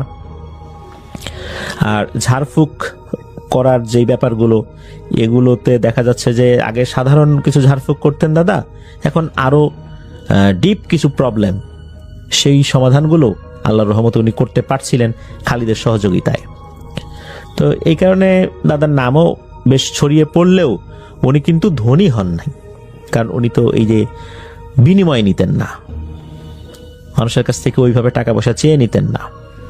অধিকাংশ সময় উনি বিনামূল্যে, বিনা পারিশ্রমিকেই কাজগুলো করতেন। তো এভাবেই উনি ওনার জীবনটা পার করে দিয়েছেন। তো এটাই ছিল ঘটনা। ধন্যবাদ। মেহমেদের পাঠানো ঘটনার সময়কাল তিনি লেখেননি, তিনি মেনশন করেনি এটা কখনকার, বাট বেশ অনেকদিন আগের। কারণ তার সহকর্মী, যার নাম তিনি লিখেছেন শাহিন, তিনি তাকে শাহিন ভাই বলে মেনশন করেছেন। তিনি লিখেছেন তার সহকর্মীর কাছ থেকে তিনি এই ঘটনাটা শুনেছেন, এবং তার সহকর্মীর বয়স তখন ছিল 1 বছর। তার মানে বেশ অনেক বছর আগের ঘটনা। সেই শাহিন, তিনি তখন 1 বছর বয়স তার, এবং তার একটা বোন ছিল যার বয়স ছিল 5 বছর, এবং তারা ভাই বোন খেলা করত। তো একদিনকার ঘটনা, এটা গ্রামের ঘটনা। গ্রামে তাদের বাসার সামনের যে অংশটা, সেখানে তারা খেলা করছে ভাই বোন। তো ছোট যে ছিল শাহিন, তখন তিনি কথা বলতে পারতেন না, মানে সেই মানে অল্প দুই একটা ওয়ার্ড বেরোতে 1 বছরের বাচ্চার আর কি বের হয়। তার সাথে তার সেই 5 বছরের বোন, দুজন মিলে খেলা করছিল। আর তার মা বাসার ভেতরে ছিল, মানে ঘরের ভেতরে উঠোন পারবে। তো বাচ্চারা দুজন সেই বাসার সামনের অংশটা, খোলা রাস্তার পাশে, সেখানে খেলছে। তো অনেকক্ষণ পর তার মা মনে হলো যে তার ছেলে শাহিন কাঁদছে। তো কান্নার শব্দ শুনে তার মা বাইরে এলেন। বাইরে এসে দেখতেছেন তার মেয়ে নাই। তো তিনি এদিক ওদিক তাকাচ্ছেন, মেয়ের নাম ধরে ডাকতেছেন, কিন্তু মেয়েকে পাচ্ছেন না। তো তিনি ছোট বাচ্চাকে বললেন যে তোর বুবু কোথায়, দেখছো? তো বাচ্চা, তো ছোট বাচ্চা কিছুই বলতে পারে না, সে নাকি হাত দিয়ে শুধু এরকম দেখা, ওদে তো ওরকম দেখায়। তো এতটুকু বাচ্চার কি বুঝবে? তো তিনি বাচ্চাকে কোলে নিয়ে নিলেন। কোলে নিয়ে তিনি তাকাচ্ছেন এদিক ওদিকে পাগলের মতো। তারপর চলে গেলেন বাসার পাশে, ক্ষেত বেয়ে নেমে গেলেন, দূরে দেখলেন ক্ষেতের দিকে, এবং ক্ষেতের মধ্যেও হেঁটে গেলেন অনেক দূর। চিৎকার করে মেয়ের নাম ধরে ডাকতেছেন, কোনো সাড়া শব্দ নাই। চারিদিকে শুধু দেখতেছেন বাতাস, ফসলের মাঠ, ফসলগুলো নড়তেছে, কেউ নাই। তো তিনি সেখান থেকে বের হয়ে এসে রাস্তায় গেলেন। রাস্তায় গিয়ে এদিক ওদিক তাকালেন, একেবারে মানে তার পাগল প্রায় অবস্থা।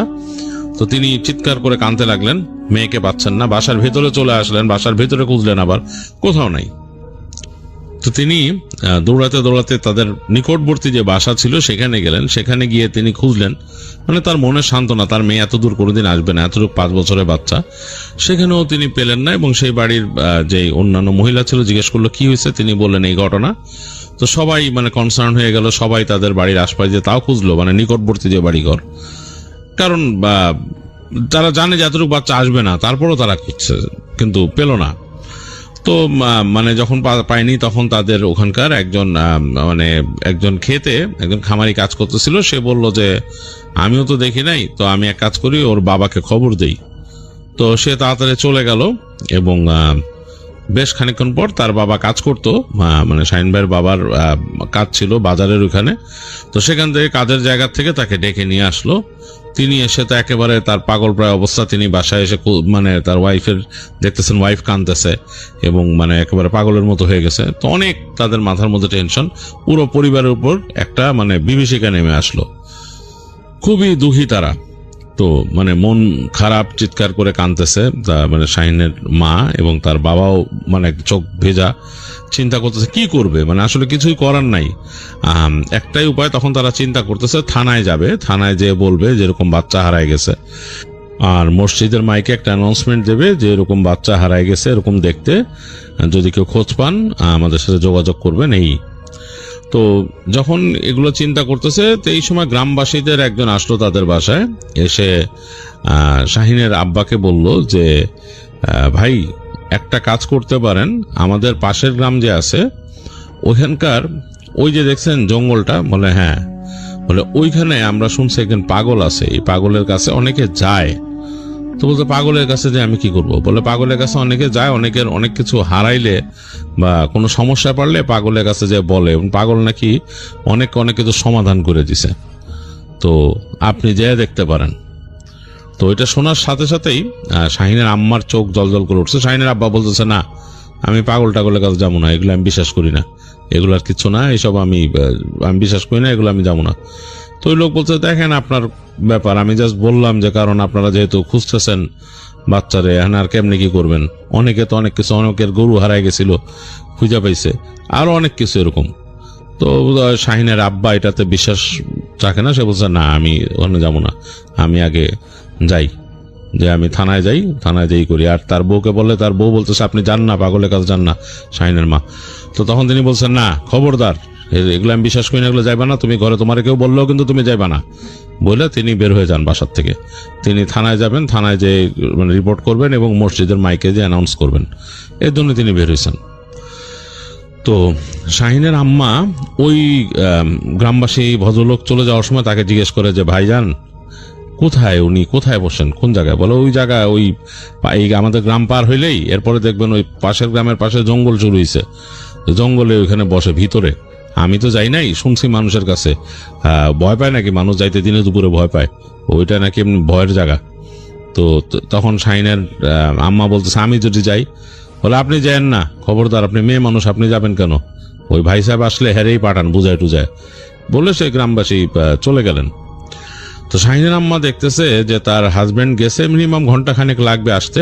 তিনি চিন্তা করলেন, তখন বেলা পড়ে গেছে আর কি, মানে আসরের ওয়াক্ত এরকম, তিনি চিন্তা করলেন তিনি বের হয়ে যাবেন। তো তিনি কি করলেন, শাহিনকে কোলে নিয়ে বের হয়ে গেলেন বাসা থেকে। তিনি হাঁটা দিলেন, তিনি কিন্তু সঠিক জানেন না লোকেশনটা কোথায় কিরকম কি, তিনি যাচ্ছেন একা একা এবং তিনি হাঁটা ধরছেন। তো গ্রামের রাস্তা, মাটির রাস্তা, এটার উপর হেঁটে হেঁটে যাচ্ছেন নিজেদের গ্রামের বিকেল। মনটা খুব খারাপ, একদম তার মনের মধ্যে মনে হচ্ছে পুড়ে যাচ্ছে, পুড়ে ছাই হয়ে যেতেছে এরকম আর কি।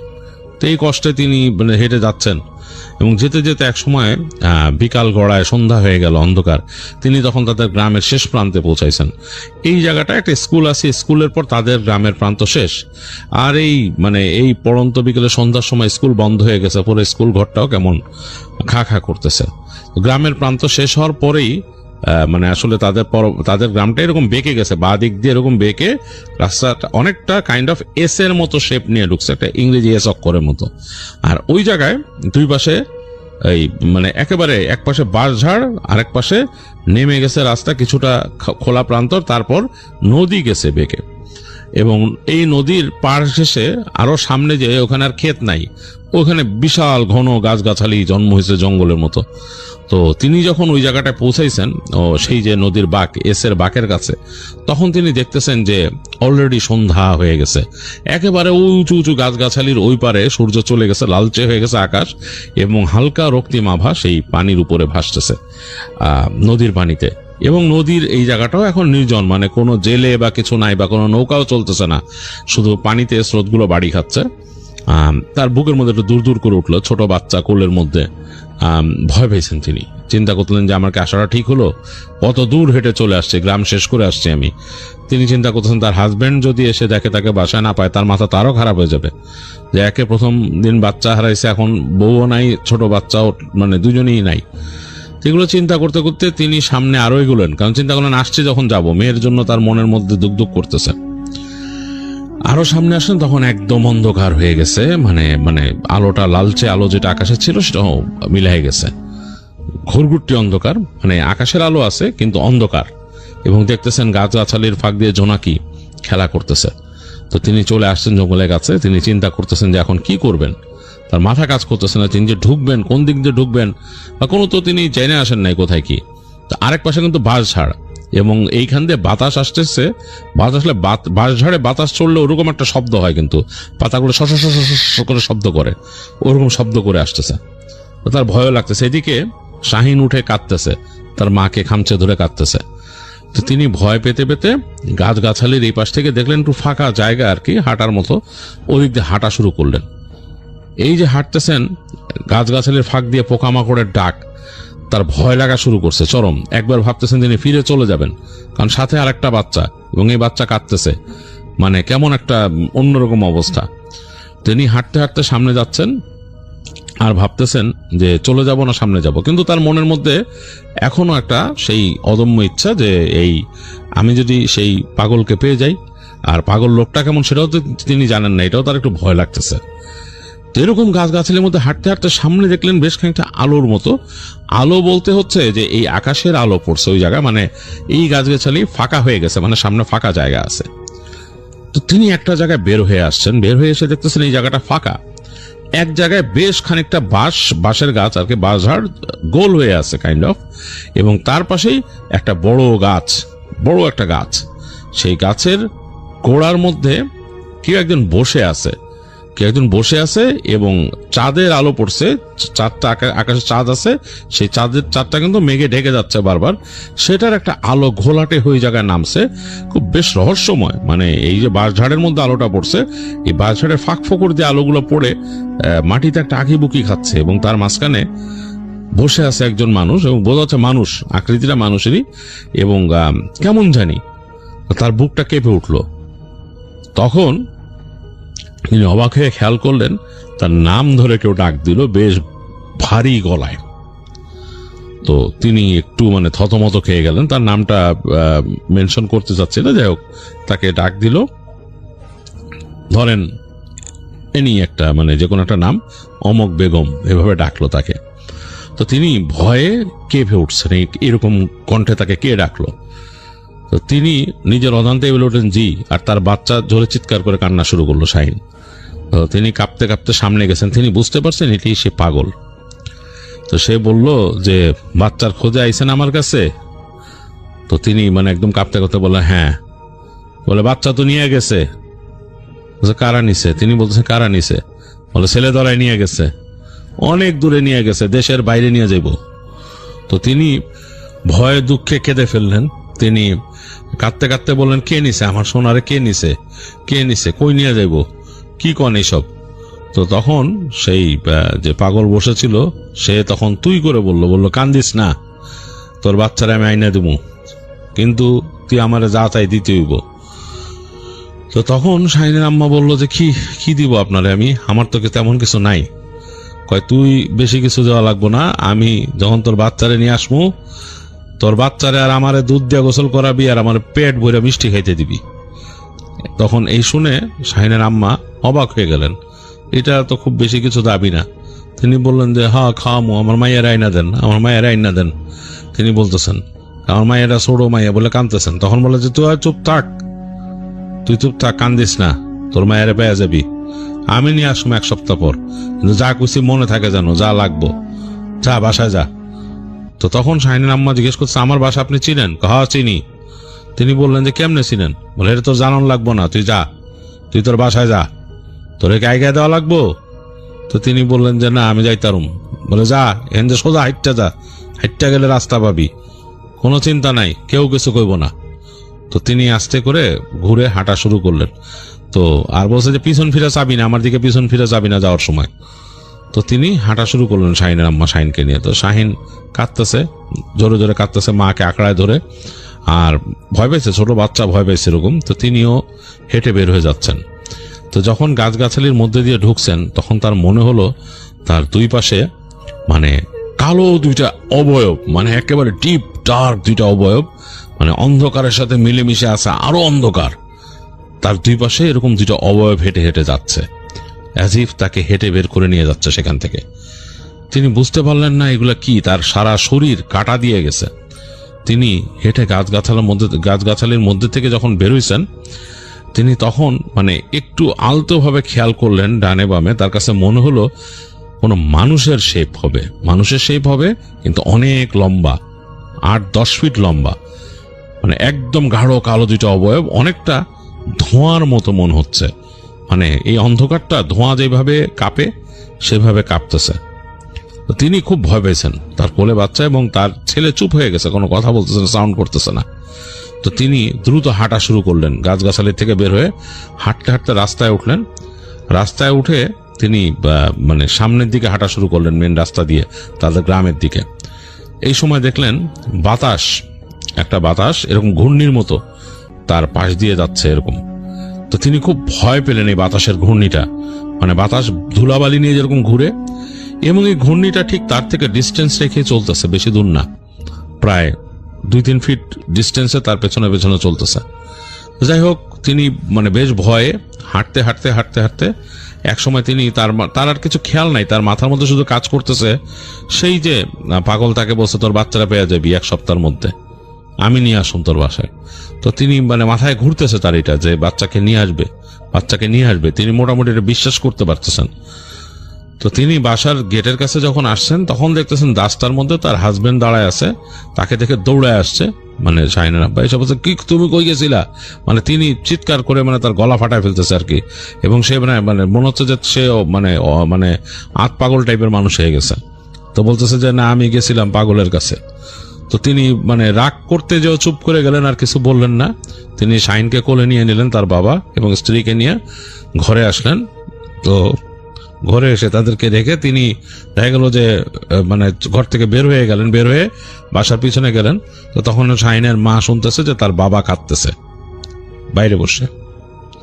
তো যাই হোক, তাদের পরিবারে খুব দুঃখ নেমে আসলো। শাহিনের মা দুঃখে কষ্টে শয্যাশায়ী হয়ে গেলেন, আর শাহিনের বাবা কাজে যাওয়া বন্ধ করে দিলেন।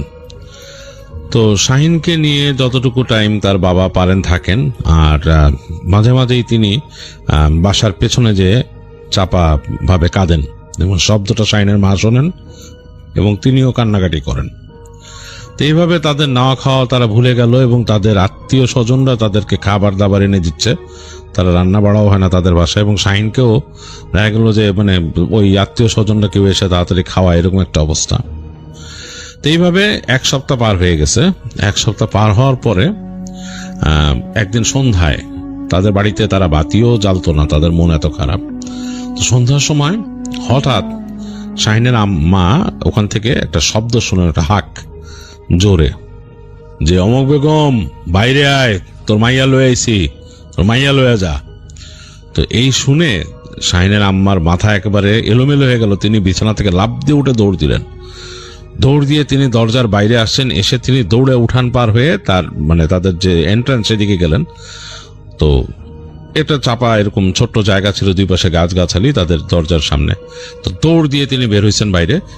বের হয়ে দেখেন তাদের যে মূল ফটক তার বাইরে একজন সাধু টাইপের মানুষ দাঁড়ানো, মানে উস্কো খুস্কো। সাধুরা সাধারণত বেশ মানে পরিচ্ছন্ন হয়। এই লোকটা কেমন উস্কো খুস্কো চুল, তার জটা লাগানো চুলের ভেতরে, এবং একটা কাপড় পেঁচানো পরা গায়ে, এবং তার কাঁধের উপরে বসে আছে তার মেয়ে।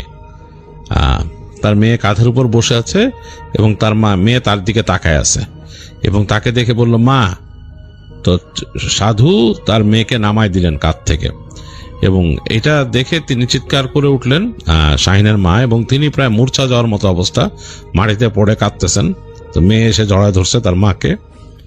তো এরকম একটা অবস্থা আর কি। তো বাসার ভেতর থেকে এই সব শব্দ শুনলেন শাহিনের বাবা, তিনিও দৌড় দিয়ে আসলেন। এসে দেখলেন যে সেই সাধু দাঁড়ায় আছে। তো তিনি শাহিনের বাবাকে বললেন যে আমার দুধের ব্যবস্থা কর, আমার দুধ দিয়ে গোসল দেওয়ার কথা, তোর মেয়েরও গোসল দেওয়ার কথা, দুধের ব্যবস্থা কর। তো শাহিনের বাবা কয়েক সেকেন্ড দাঁড়ায় থাকলেন, বিশ্বাস করতে পারতেছেন না সিনটা। তো শাহিনের মা বললেন যে যাও, তাড়াতাড়ি যাও, দুধ নিয়ে আসো, যেখানতে পারো দুধ নিয়ে আসো। তো তিনি তাড়াতাড়ি গেলেন। তিনি তার বাসায় বালতি ছিল, সেই বালতি নিয়ে দৌড় দিয়ে বের হয়ে গেলেন শাহিনের বাবা, এবং সেই সাধুকে এনে তার মেয়ে সহ বসতে দিলেন। শাহিনের মা বসতে দিলেন বাসার ভেতরে উঠানে। তো তিনি বসে আছেন সাধু, এবং সে তার মতো বসে আছেন, তিনি যেভাবে ধ্যান করেন মানে সেভাবে বসেছিলেন, আর অন্ধকার হয়ে গেছে। তো শাহিনের মা তাড়াতাড়ি বাসার মধ্যে মানে তার যে হারিকেন এগুলো জ্বালালেন, এখানে জ্বালা এনে রাখলেন। তো হারিকেনের হালকা আলো, এবং তিনি চুলা জ্বালাইছেন, ওই কাছে রান্না বাড়া করবেন, সে চুলার চলতেছে আর কি। সেই আলোতে সাধু বসে আছে এবং তার মেয়েকেও বসা রাখছে, কারণ দুধ দিয়ে গোসল করাইতে হবে। তো শাহিনের বাবা অনেকক্ষণ পর আসলো, 1 বালতি দুধ নিয়ে আসছেন। আনার পরে শাহিনের মা নিয়ে সামনে রাখলেন। শাহিনের বাবা বললেন যে এই যে নেন সাধু বাবা, আপনি গোসল করার কথা বলছেন। তো সাধু সেখান থেকে দুধ নিয়ে ঢেলে দিলেন শাহিনের বোনের গায়ে, এবং তারপর নিজের গায়েও ঢাললেন দুধ। তো ঢালার পরে তিনি বলতেছেন নে বালতি নে। তো বলতেছে যে আপনি বসেন, আমরা খাওয়ার আয়োজন করতেছি। তো সাধু কিছুক্ষণ তাকায় থাকলেন, তাকায় থেকে শাহিনের বাবার মুখের দিকে তাকায় থাকলেন অনেকক্ষণ, মুখের দিকে তাকায় থাকেন, আর কিছু বললেন না। তো শাহিনের বাবা তাড়াতাড়ি তার মেয়েকে কোলে নিয়ে এসে আদর করতে করতে ঘরে ঢুকলেন, আর শাহিনের মা রান্নাঘরে চলে গেলেন। মানে রান্নাঘর বলতে আর কি, তাদের রান্নাঘর হচ্ছে যে প্রায় খোলা, একটা পাশ খোলা, এবং এই পাশে চুলা জ্বলতেছে, তাদের সেই লাকড়ির চুলা, সেটাতে উনুন গরম হচ্ছে, তিনি রান্নার আয়োজন করতেছেন। তো তিনি কয়েক সেকেন্ড এই ব্যস্ততার মাঝে তিনি চিন্তা করছেন যে কি রান্না করবেন সাধুর জন্য। তো তারপর তার মনে হচ্ছে তার মেয়ের কথা, মেয়ের কাছে যাওয়ার কথা। তো তিনি বের হয়ে এলেন, রান্নাঘর থেকে বের হয়ে তার ঘরের দিকে যাচ্ছেন। তাকায় দেখেন সাধু নাই সেখানে, মানে জায়গাটা খালি পড়ে আছে। তো তার কাছে ই লাগলো, আরে সাধু কোথায় গেছেন। সাধু বসলেন, তিনি দৌড় দিয়ে গেলেন, এদিক ওদিক তাকালেন, দেখলেন কোথাও নাই, ক্ষেতের মধ্যেও নাই, বাসার সামনেও নাই, কোথাও নাই। এই তো একটু আগে বসা ছিল, কয়েক সেকেন্ড আগে। তো তিনি একটু অবাক হলেন, তিনি দৌড় দিয়ে ঘরে ঢুকলেন। ঢুকে তিনি বাসায় বললেন তার মানে হাজবেন্ডকে যে ওই সাধুকে দেখছে, উনি তো নাই, উনি তো এই মাত্র ছিল একটু আগে, এখন কই গেছে। তো শাহিন তখন ঘুমায় আছে, এরকম অবস্থা। তো শাহিনের বাবা বলতেছে তো কই দেখি, তো শাহিনের বোনকে শাহিনের মা নিয়ে বলতেছে যে কই ছিলি, তো সে কিছু বলতেছে না, চুপ করে আছে। তো বাইরে এসে তাকায় দেখতেছে যে সাধু নাই। তো শাহিনের বাবা এসে বলছে সাধু তো নাই এখানে, বলে তুমি দেখো এদিক ওদিক দেখো। তো কিছুক্ষণ শাহিনের বাবা ঘুরে আসলে এদিক ওদিক দেখলো, বললো না কোথাও সাধু নাই। তো বললো আল্লাহ, তাহলে তো উনি না খেয়ে করে চলে, যখন বলছে না খেয়ে চলে গেল তখন শাহিনের মার মনে পড়লো যে মিষ্টি খাওয়ার কথাটা। তিনি বললেন যে হায় রে, সাধু তো আমারে বলছিল যে পেট ভরে মিষ্টি খাওয়াইতে হবে, তুই আমারে আর তোর মেয়ের দুধ দিয়ে গোসল দেওয়াবি আর আমারে পেট ভরে মিষ্টি খাওয়াবি, আমি তো মিষ্টির কথা ভুলেই গেছি। তো তিনি যখন শাহিনের আব্বাকে এই কথাটা বললেন, শাহিনের আব্বা বললো হায় হায় কি করলা তুমি, এই সামান্য মিষ্টি, এই মানুষটা এত কষ্ট করলো, কোত্থেকে আমার মেরে নিয়ে আসলো, আর তুমি মিষ্টিটাই আনতে বললা না। তখন শাহিনের আম্মা বলে আমি ভুলে গেছিলাম, আমি উত্তেজনায় ভুলে গেছি, আমি মনে করছি যে এখন কি খাওয়ামো তারে, কেমনে যত্ন করবো, আমি আর কিছু ভুলে গেছি। তখন শাহিনের আব্বা বলল যে তুমি এক কাজ করো, বল যাই, আমি এখনই যাই মিষ্টি নিয়ে আসতেছি, চলো আমরা যাই মিষ্টি দিয়ে আসবো তারে তো ধন্যবাদও দেওয়া হয়নি ঠিক মতো। তো বলে শাহিনের আব্বা বাসার থেকে বের হয়ে গেল। শাহিনের আম্মা তো একেবারে অনুশোচনায় বাঁচতেছে না, মেয়েকে বলতেছে কোথায় ছিলি, কি ব্যাপার কি, মেয়ে কোনো উত্তর দিতেছে না, মেয়ে জাস্ট চুপ করে আছে।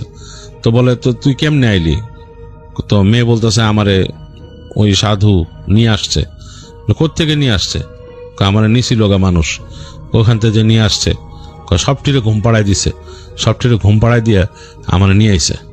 তো মানে তখন বুঝতে পারতেছে না যে কি ব্যাপার, কিভাবে ঘুম পাড়ায় দিল কি। তো তার মা আর এত মেয়েকে জিজ্ঞেস করে না, মেয়েকে মাথায় হাত বুলাই দিতেছেন, তিনি গা হাত পা পরিষ্কার করে দিতেছেন, ই করতেছেন। তো অনেকক্ষণ পরে শাহিনের আব্বা আসলো, এরকম মিষ্টির এরকম ঠিলা নিয়ে আসলো, দুইটা এরকম বড় বড় মাটির ঠিলা নিয়ে বাসায় ঢুকলো। ঢুকে বললো যে এখন তো রাত হয়ে গেছে, তোমার আর যাওয়ার দরকার নাই, তুমি আমারে বলো কোথায় পাইছিলা সাধুরে, সেইখানে যে আমি মিষ্টিটা দিয়ে আসি, ওনারে ধন্যবাদ দিয়ে আসি, আর এই যে মিষ্টিটা যে আমরা ওই সময় আনি না এর লেগে ওনার কাছে মাফ চাই আসি, যে আপনি কিছু মনে নিয়েন না। তো শাহিনের আম্মা বললো যে এই দিক দিয়ে এরকম যাও, ওই গ্রাম শেষ হলে এরকম তিনি বলে দিলেন লোকেশন। তো শাহিনের আব্বা মিষ্টির ঠিলা দুইটা নিয়ে রওনা দিল। তিনি বেশ ভারী, তিনি অনেক মিষ্টি কিনছে, দোকানে যা মিষ্টি ছিল নিয়ে নিছেন তিনি। তো নিয়ে তিনি হাঁটতেছেন, হাঁটতে হাঁটতে সেই পথ পার হয়ে সেই যে গাছগাছালি কাছে চলে আসছেন। রাত, বাতাস চলতেছে, বেশ বাতাস, এবং ওই দিন অনেক মেঘ ছিল, মেঘে চাঁদ ঢেকে আছে, আকাশটা মনে হইতেছে একদম ঘোলাটে একটা সাদাটে একটা ভাব আকাশের মধ্যে। তো তিনি যখন গাছগাছালির কাছে আসছেন, তিনি বুঝতে পারছেন না কোন দিক দিয়ে ঢুকবেন। তো চিন্তা করলেন যে এদিক দিয়েই মনে হয় ঢোকার রাস্তা, মোটামুটি জায়গাটা একটু পাতলা, সেখান থেকে তিনি ঢুকে গেলেন মিষ্টির ঠিলা হাতে। তো ঢোকার পর তার কাছে মনে হচ্ছে আশেপাশে অনেক মানে কোনো এক্সিস্টেন্স আছে মানুষের, যারা ফিসফাস করতেছে আশেপাশে, কথা বলতেছে কিছু, তিনি স্পষ্ট শুনতেছেন, মনে মানুষ কথা বলতেছে আশেপাশে ফিসফিস করে। তো তিনি একটু ভয় পেয়ে গেলেন যে এই অন্ধকারে গাছগাছালির মধ্যে কে থাকবে ফিসফিস করে কথা বলবে। তো একটা জায়গায় তিনি ওরকম দেখলেন, ফিকে হয়ে আসছে বাইরে, তখন বের হয়ে দেখতেছেন ওখানে আসলেই কেউ একজন আসন দিয়ে বসে আছে। তো উনি যখন কাছে গেলেন, সাথে সাথে দেখলো যে সেই যে আসন দিয়ে বসে আছে সে মাথা ঘুরালো তার দিকে, তার চোখ দুটো ভাটার মতো জ্বলতেছে, জল জল করতেছে, যেমন অন্ধকারে বেড়ালের চোখ জ্বলে সেরকম, এবং তার দিকে অসংখ্য ইট ছুড়ে উড়ে আসলো, লাইক মাটির ঢেলাগুলো যে থাকে খেতে, সেগুলা অসংখ্য ঠাস ঠাস এদিক ওদিক উড়ে আসলো, মানে তার গায়ের মধ্যে লাগলো, মানে কঠিন অবস্থা। এবং একটা ঢেলা লেগে তার মিষ্টির ঠিলা ফেটে গেল, মানে মাটির ঠিলা ছিল, ফেটে টুকরো হয়ে মিষ্টি পড়ে গেল ওইখানে। তো তিনি ভয়ে মানে কি বলবেন বুঝে পাচ্ছেন, তিনি বলতেছেন যে সাধু বাবা, আমাকে এরকম মেরেন না, আমি আপনার জন্য মিষ্টি নিয়ে আসছিলাম, যা তোর মিষ্টি নিয়ে এখান থেকে ভাগ, তোরা মানুষ বড়ই বেঈমান, তোদের জন্য কোনো উপকার করে কোনো হয় না, তোরা বেঈমান, তোরা কথা রাখতে পারস না, এনতে যা, তোর মিষ্টি লাগবো না, তোর মিষ্টি তুই খা, বলে মানে তাকে ধমক দিলেন, বলে বাইরে যা এখনই। তো তিনি ভয়ের চোটে আসলে শাহিনের আব্বার আর সাহস হলো না, তিনি ওই হাত থেকে যতটুকু মিষ্টির যে ঠিলা যা ছিল রেখে তিনি ওখান থেকে দৌড় দিলেন। তো দৌড়ায় বের হয়ে আসছেন, এবং তার ওই পর্যন্ত তিনি যতক্ষণ গাছের বাইরে পর্যন্ত আসছেন, অনেকক্ষণ পর্যন্ত তার আশেপাশে সেই ঢিল পড়ছে। তো ঢিল পড়ার পরে তিনি অবাক হয়ে গেলেন যে এটা কি ব্যাপার, এটা কি ঘটলো, এবং আমি কি দেখলাম, এই যে সাধু চোখগুলো জ্বলতেছে, মানে তার চোখগুলো জ্বলতেছিল কেমনে, সে কি মানুষ না অন্য কিছু। তো এই চিন্তা করে তিনি আস্তে আস্তে হাঁটতেছেন, আর মনে করতেছেন আমি তো মিষ্টি নিয়ে গেছিলাম, উনি আমার খেদাই দিলে কি করবে, এটা তো আমাদের দোষ না। হ্যাঁ, এই চিন্তা করতে করতে তিনি আসলেন, বাসায় এসে পরিষ্কার, তার গায়ের মধ্যে রস টস লেগে গেছিল মিষ্টির, এগুলো তিনি পরিষ্কার হলেন, তার স্ত্রীকে বললেন কি ঘটছে।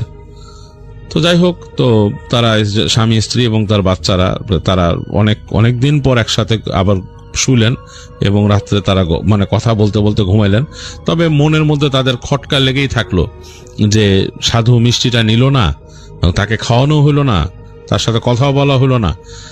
তো পরদিন দিনের বেলা চিন্তা করলেন শাহিনের আব্বা যে এখন তো দিন হয়েছে, এখন তো পরিবেশ একটু অন্যরকম, যাই সাধুর কাছে যাই, তাকে যে আবার একটু বলে আসি যে আমাদের ভুল হয়েছিল, মনে ছিল না। তো তিনি সকালবেলা আবার যে মিষ্টি কিনলেন, মিষ্টি কিনে তিনি মানে রওনা দিলেন ওদিকে।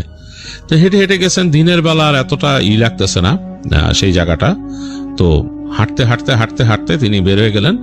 বের হয়ে গিয়ে তিনি সেই যে ওই গাছগাছালির মধ্যে দিয়ে ঢুকে একদম ফাঁকা জায়গাটা আসলেন। সে দেখলেন ওখানে সাধু নাই, মানে কেউ নাই, ওই জায়গাটা ফাঁকা, খা খা করতেছে। তো তিনি যখন ওই হেঁটে চলে আসবেন তখন তিনি একটা ফোঁস করে শব্দ শুনলেন, বেশ জোরে একটা ফোঁস করে শব্দ হলো।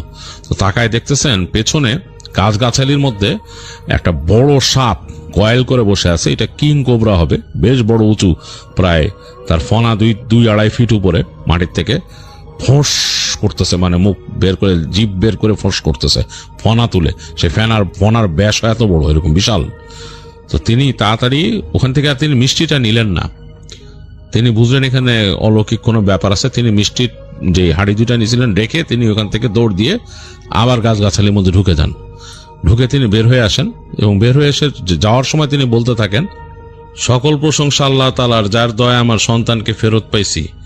তিনি ইচ্ছা করছেন বলেই আমার সন্তান আমার কাছে আবার ফেরত আসছে, আর তিনি ইচ্ছা করছে বলেই আপনি আমার সন্তানকে উদ্ধার করে আনতে পারছেন। সাধু বাবা, আপনি যেই হন, যেভাবে হন, আমি উপকার স্বীকার করি। আমি কিন্তু আসলে আপনার জন্য মিষ্টি আনতে আমরা ভুলে গেছিলাম। ওই সময় আমরা বাবা মা এতটাই আবেগে বশীভূত হয়ে গেছিলাম যে আমাদের মনে ছিল না। আপনি এগুলা নিয়ে মনে দুঃখ রাখেন না বলে সে চলতে থাকে ওখানে। তো এই বলতে বলতে তিনি চলে আসছেন।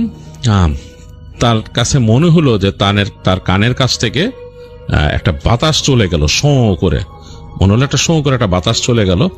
বলল ঘরে যা, এরকম মনে হলো যে বাতাসের মধ্যে একটা শব্দ আসলো যে ঘরে যা।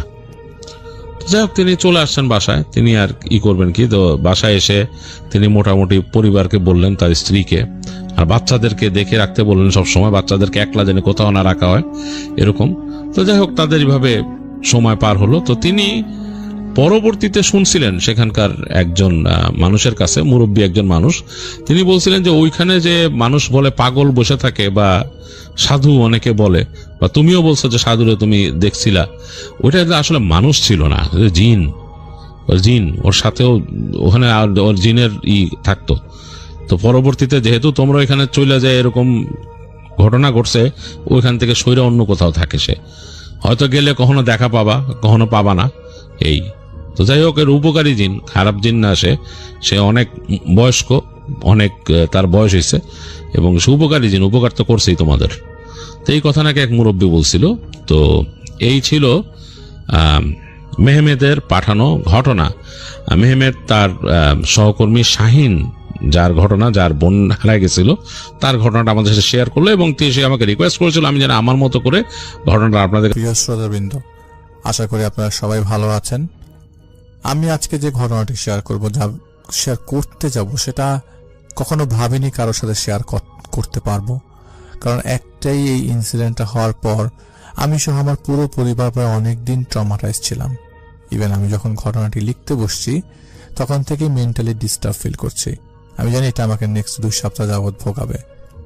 ঋতুর পরিবর্তন হয় আর প্রায় প্রত্যেকটি ঋতুই কিছু না কিছু স্মৃতি বহন করে, কিছু খারাপ, কিছু ভালো।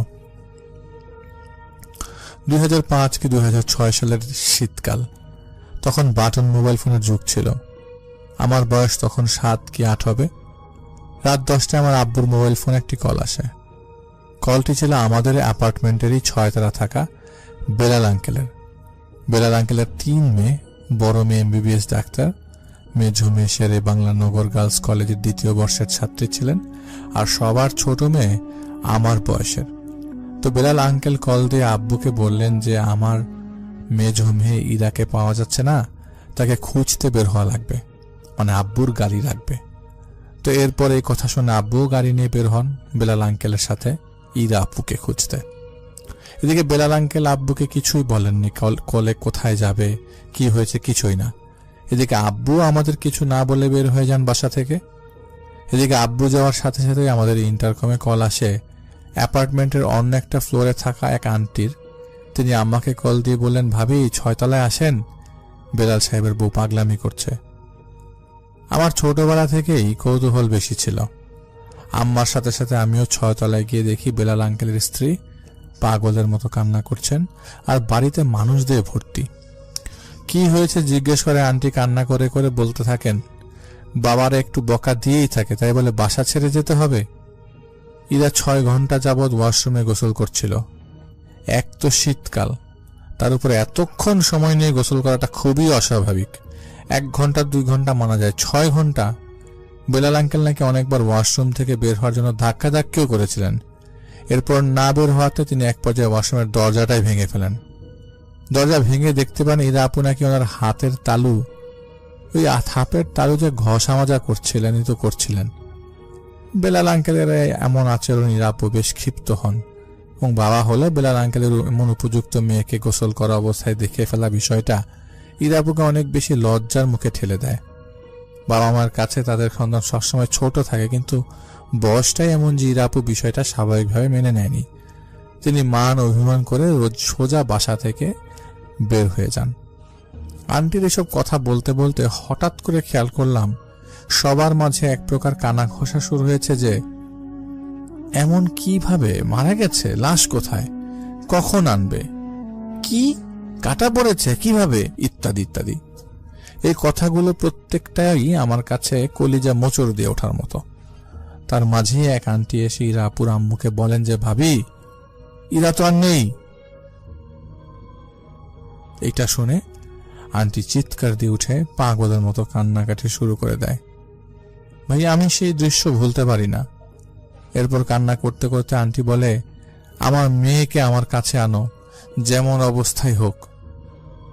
তারপর আরেক আন্টি বলে ওঠে, ভাবি মেয়ে তো ঘরে তোলার মতো না, কিছুই তো নাই মেয়ের। এইটা শুনে সেখানে থাকা প্রায় সকলেই আটকে ওঠে। এরপর কান্নাকাটির রোল পড়ে যায় এবং আব্বুর কল আসে আম্মুর কাছে। আব্বু বলে, ইরা তো সুইসাইড করেছে, ওর লাশ আমরা গাড়িতে করে নিয়ে আসছি, তুমি বাসায় চলে যাও, অনেক রাত হয়ে গেছে। এরপর প্রায় রাত 2টা কি 3টার দিকে ইরাপুর লাশ বাসায় আসে। তারা সেটা নিয়ে তাদের গ্রামের বাড়িতে চলেও যায়।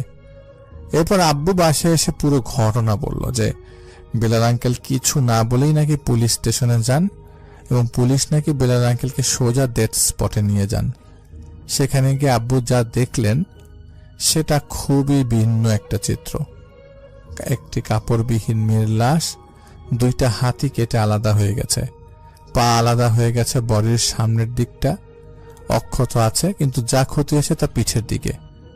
এখানে সব থেকে মর্মান্তিক যে বিষয়টা ছিল সেটা হলো এতগুলো মানুষ ভিড় করে চেয়ে চেয়ে দেখছিল, কারণ এইটুকু সামর্থ্য হয়নি যে একটা কাপড়ের টুকরা এনে মেয়েটার এমন কাপড়বিহীন লাশটা ঢেকে দিবে। লাশ দেখে তো আঙ্কেল প্রায় স্তব্ধা। আব্বু প্রায় কান্না করেই দিয়েছিলেন বলেই লাশটার গায়ে একটা কাপড় জোগাড় করে দিতে একটা মহিলা এসে তার ওড়না দিয়ে ইরাপুর লাশটা ঢেকে দেয় আর পুরো ঘটনা বলা শুরু করে। ট্রেন আসার কিছুক্ষণ আগেই নাকি ইরাপু বেশ ছটফট করছিলেন। এই ছটফটানি দেখে মহিলা জিজ্ঞেস করেন যে কি হয়েছে। ইরাপু মহিলাটাকে কিছু না বলেই নাকি ট্রেন আসার আগেই সাথে সাথে ট্রেনের দিকে পিঠ দিয়ে সাথে সাথে বসে পড়েন এবং এভাবে আপুর পিঠের দিকে চিরে কলিজাটা বের হয়ে যায়। এরপর আপুর সাথে সাথে অন স্পট ডেথ হয়ে যায়। লাশটি ছালার বস্তায় ভ্যান গাড়িতে ওঠানোর সাথে সাথেই নাকি সেই মহিলাটা আপুর ছিটকে পড়ে আলাদা হয়ে যাওয়া কলিজা পুড়িয়ে পলিথিন দিয়ে নিয়ে এসেছিলেন যে ভাই কলিজাটা নিয়ে যান। এখানে একটু হোল্ড করে বলতে চাই ভাইয়া, একটু অনুভব করে দেখেন তো বিষয়টা কতটা মর্মান্তিক। একজন বাবার কাছে কেমন অনুভব হবে। আমাদের পরিবারের সবাই ইরাপুর এমন অকাল মৃত্যুকে একসেপ্ট করতে পারেনি। অনেক বেশি মর্মাহত হয়েছিলাম, সাথে ভয়ও পেয়েছিলাম। এমনও হয়েছিল যে খাট থেকে পা নামাতেও ভয় পেতাম। আমার আব্বু নিজেও বেশ ভয় পেয়েছিলেন ইরাপুর এমন লাশ দেখে। এরপর যা ঘটে, ইরাপুর টুকরো টুকরো হয়ে যাওয়া লাশটা নাকি ইরাপুর বড় বোনই সেলাই করে। দাফন কাফনের কাজ শেষ করেন। দাফন কাফন শেষ, এখন চারিপাশে শুধুই শোকের ছায়া ছিল। ইরাপুর পরিবার সেই বাসাটাও ছেড়ে চলে যান, ইরাপুর স্মৃতি হতে কিছুটা দূরে থাকতে। ইরাপুরা চলে যাওয়ার পর থেকে আমাদের বিল্ডিং এ সেই আগের মতো পরিবেশ হারিয়ে ফেলে। সবার মন মরা থাকতো। ভয়ের কথা নাই বা বললাম। আন্টির সাথে আমাদের ফোনে যোগাযোগ হতো। এরই মাঝে একদিন আমরা আন্টির কাছে জানতে পারি ইরাপুর পুরো পরিবার নাকি ইরাপুকে দেখা শুরু করেছে, সাদা কাপড় পরা অবস্থায়। মুখটা নাকি মলিন, কখনো বারান্দায় অথবা কখনো তাদের রুমে বসা অবস্থায়। ইরাপুর পুরো পরিবার মানসিকভাবে অসুস্থ হয়ে পড়েন এই ইনসিডেন্টগুলো ঘটবার কারণে। একদিন রাতের বেলা কোনো একটা হাতের স্পর্শে ইরাপুর বড় বোনের ঘুম ভাঙে। তখন নাকি তিনি ইরাপুকে দেখতে পান তার পাশে শুয়ে থাকা অবস্থায়, তারই মুখ বরাবর মুখ দিয়ে। তখন তিনি নাকি কিছুই বলতে পারছিলেন না, কিন্তু সাদা কাপড় পরিহিত অবস্থায় ইরাপু নাকি তার মুখের দিকে তাকিয়ে বলছিল, আপু আমার না অনেক একা লাগে রে, আমি তোকে আমার সাথে করে নিয়ে যাব, তুই যাবি আমার সাথে? ইরাপুর বড় বোন অজ্ঞান হয়ে যায়। এরপর থেকেই নাকি এরকম ঘন ঘন তারা ইরাপুকে দেখতে পাচ্ছিলেন। অন্য আরেকদিন বেলাল আঙ্কেল রাতের বেলা ওয়াশরুম থেকে বের হয়ে তার বিছানার দিকে যেতে যেয়ে দেখেন ইরাপুর রক্ত মাখা বিচ্ছিন্ন লাশ তার বিছানায় পড়ে আছে। একটা ভার ভাবা যায় কি যে একটা মানুষ, একটা বাবা তার মেয়ের এমন একটি লাশ আবারও দেখতে পাচ্ছেন, যেখানে একেবারেই দেখা কোনো সাধারণ মানুষের পক্ষে অসম্ভব। অন্য আরেক দিনের কথা, আন্টির মাঝরাতে ঘুম ভেঙে যায়। ঘুম ভাঙার সাথে সাথে আন্টি দেখেন যে ইরাপু সেই সাদা কাপড় পরা অবস্থায় বিছানার সাইডে হেলান দিয়ে বসে আছে। এইভাবেই প্রায় অনেকদিন চলতে থাকে। জিনিসটা একটু প্যারানর্মাল বুঝলে বেলাল আঙ্কেল একজন তার পরিবার সহ হুজুরের কাছে যায়। তখন হুজুর নাকি তাদের বলেছিলেন, দেখেন এটা তো অপমৃত্যু, এরকম হওয়াটা যে খুবই একটা অস্বাভাবিক না হলে অস্বাভাবিকও না, আপনারা তার নামে কিছু দান সাদকা করেন, সে মনে হয় ভালো নাই। হুজুরের কথা মতো বেলাল আঙ্কেল পরিবার মানুষদের খাওয়ানোর জন্য এবং ইরাপুর নামে একটা গরু জবাই করেন, যার মাংস আমাদের দিতে আমাদের বাসায় আসার পর এইসব কথাগুলো আমাদেরকে বলেন। আন্টির কাছে আরো জানা যায় যে নাকি ইরাপু এর আগেও অনেকবার সুইসাইড অ্যাটেম্প নিয়েছিলেন। আপুর সুস্থতার জন্য নাকি মিলাদের আয়োজনও করা হয়েছিল। এই মিলাদের তবারক আমরা পেয়েছিলাম, কিন্তু তখন আন্টির এই কারণটা গোপন রেখেছিলেন, যা আমাদের এখন জানানো হয়েছে। এখন আন্টিদের কি অবস্থা তা আমাদের জানা নেই, কারণ এরপর থেকে সবাই যে যার মতো ব্যস্ত। আর যেহেতু বাসা চেঞ্জ হয়ে গেছে, তাই সেভাবে আর খবর নেওয়ার কথাই মাথায় আসে না। ছোট করে কয়েকটা কথা বলে রাখতে চাই। আপনাদের মূল্যবান সময় থেকে একটু সময় নিয়ে ভৌতিকতা বরাবরই তার ভালো কাজ এবং কথা মানুষকে প্রেজেন্ট করার জন্যই শ্রেষ্ঠ। আর মূলত ভৌতিকতার প্রতি আমার আসক্ত হয়ে পড়ার পিছনে এটা কারণ। প্রত্যেকটি ভালো কথা এক একটি সাদকা। ভৌতিক ঘটনা সব সময় সব জায়গায় পাবেন, কিন্তু ভালো কথা নাসিহা সব জায়গায় পাবেন না। এখন সেটা আপনারাই ডিসাইড করবেন কোন পথে চললে আপনাদের ভালো হবে, কারণ হিদায়াত জিনিসটাও আল্লাহ কর্তৃক। হয়তো আমার পাঠানো ঘটনা খুব বেশি ভয়ের ছিল না, কিন্তু এই ঘটনা পাঠানোর মূল উদ্দেশ্য ছিল একটা মেসেজ দেওয়ার জন্য। দেখুন, মৃত্যু মানুষের কাছে একদিন না একদিন আসবেই। সেটা যেদিন আসবে হাজার কান্নাকাটি করেও সেটার থেকে রেহাই পাওয়া যাবে না। আমাদের জীবনে এরকম অনেক স্টেজ আসে যেখানে লাইফটাকে পারপাসহীন মনে হয়। যখন এরকমটা মনে হবে তখন দয়া করে নিজের জীবন নিজে নিয়ে আল্লাহর ইচ্ছার বিরুদ্ধে যাবেন না। মানসিকভাবে অসুস্থ এমন মানুষের যত্ন নিন, চোখে চোখে রাখুন। কে ভেবেছিল সারা জীবন বোরখা পরা, মাথা ঢেকে রাখা সুন্দর এই আপুটির এমন অবস্থা হবে? জিনিসটা আমার এখনো মেনে নিতে খুব কষ্ট হয় ভাইয়া। আমাদের জীবনের লক্ষ্য হওয়া উচিত একটি সুন্দর সম্মানিত মৃত্যু, যেখানে আল্লাহ আমাদের জন্য অপেক্ষা করবেন তারই কাছে ফিরে আসার জন্য। সুন্দর কথা বলেছেন ইশরাত আপু আপনার ঘটনাতে, এবং আমার কাছে বেশ ভালোই লেগেছে ঘটনাটি। আমাদের শ্রোতাদের কাছে কেমন লাগলো, তারা কেমন ফিল করছে ঘটনাটি পাওয়ার পর, অবশ্যই আমাদেরকে জানাবেন। আমাদেরকে পাঠানোর ঠিকানা হচ্ছে, আমাদেরকে আপনাদের কমেন্ট পাঠানোর ঠিকানা হচ্ছে আমাদের ফেসবুক এবং আমাদের ফেসবুক পেজ, গ্রুপ এবং আমাদের ইউটিউব চ্যানেলের এই লিঙ্কটি আপনারা চাইলে এখানেই আমাদের কমেন্টের মাধ্যমে জানাতে পারেন কেমন লেগেছে আমাদের ঘটনাটি। চলে যাব আমাদের পরবর্তী ঘটনায়। পরবর্তী ঘটনা যিনি পাঠিয়েছেন তিনি হচ্ছেন সোহানুর শুভ। তিনি যেভাবে লিখেছেন সেভাবেই বলছি। আলিফ ভাই, আমি আপনাকে কেমন পছন্দ করি সেটা প্রতি রাতে আপনার মুখে ভৌতিকতা এপিসোড শুনতে শুনতে ঘুমিয়ে যাওয়ার মাধ্যমে আমি অনুভব করি। আমি আপনাকে অনেক বছর আগে থেকেই শুনি।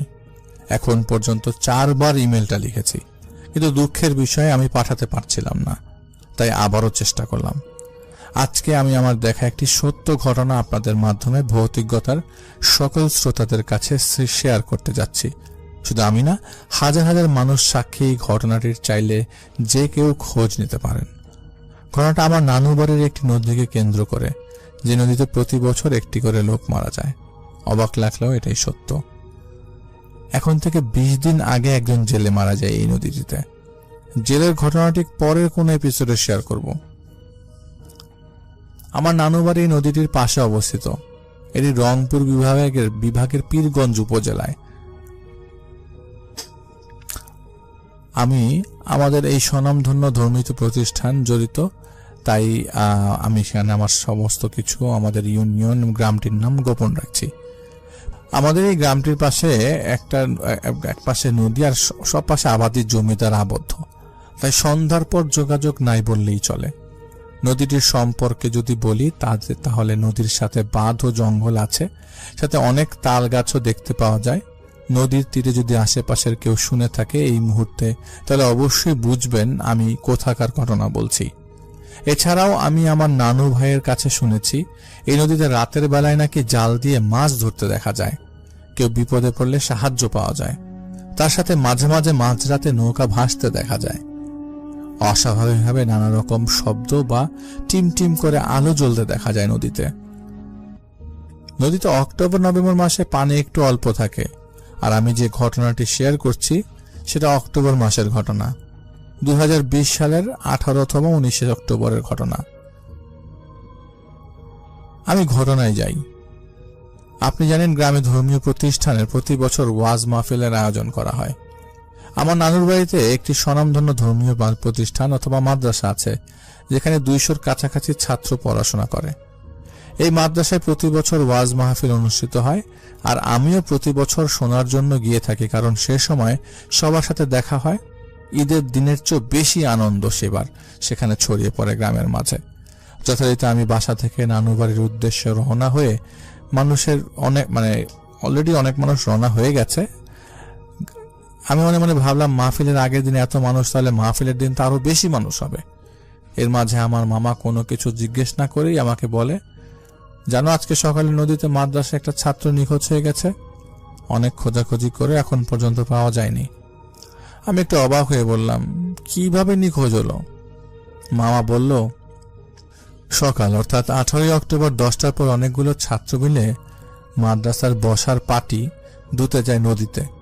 তার মাঝে সবার সামনে একটা 14 বছরের ছেলে ও ছিল নিখোঁজ হয়ে যায় পানিতে। ছাত্ররা কিছুক্ষণ খোঁজাখুঁজি করে, পরে না পেয়ে মাদ্রাসার মুহতামিমকে বিষয়টা জানালে তাৎক্ষণিকভাবে মুহতামিম সহ আরো অনেক ছাত্র শিক্ষক মিলে নদীতে খোঁজা হয় লম্বা সময় নিয়ে। ছাত্র শিক্ষক যখন ব্যর্থ, বিষয়টি গ্রামে জানানো হয়। গ্রামের কিছু লোক সাথে সাথে নদীতে নেমে যায়। নদীতে জেলেদের বড় জালও নামানো হয় যে জায়গায় পড়েছে, হারানোর স্থানে, কিন্তু কোথাও খোঁজ পাওয়া যায় না। এদিকে আস্তে আস্তে বিষয়টা ছড়িয়ে পড়ে। তার উপর আগামীকাল ওয়াজ মাহফিল অর্থাৎ 19 তারিখ। ঘটনাটা জানাজানোর পর অনেক লোকজন এসে যায় এবং একসময় সবাই মিলে অনেক জায়গা জুড়ে খোঁজা হয় ছেলেটিকে। এত খোঁজার পরও পাওয়া সম্ভব হয়নি। কথার মাঝেই ফায়ার সার্ভিসের গাড়ির হর্ন বাজিয়ে উঠল। সবাই ছুটে গেল নদীর দিকে। আমিও যেতে গেলাম। নানি বাধা দেন, কারণ আমি শহরের ছেলে, ভয় পাবো বলে ঝামেলা হতে পারে। আমি অনেক সাহস দেখিয়ে মামাতো ভাইয়ের সাথে গেলাম নদীর তীরে। গিয়ে দেখি ফায়ার সার্ভিস নেমে খোঁজা শুরু করে দিয়েছে। তাদের প্রয়োজনীয় সরঞ্জাম নিয়ে এদিক ওদিক যাচ্ছে। নদীর তীরে ইতোমধ্যে অনেক মানুষ জড়ো হয়ে গেছে, আরো অনেক মানুষ ছুটে আসছে দূর দূরান্ত থেকে।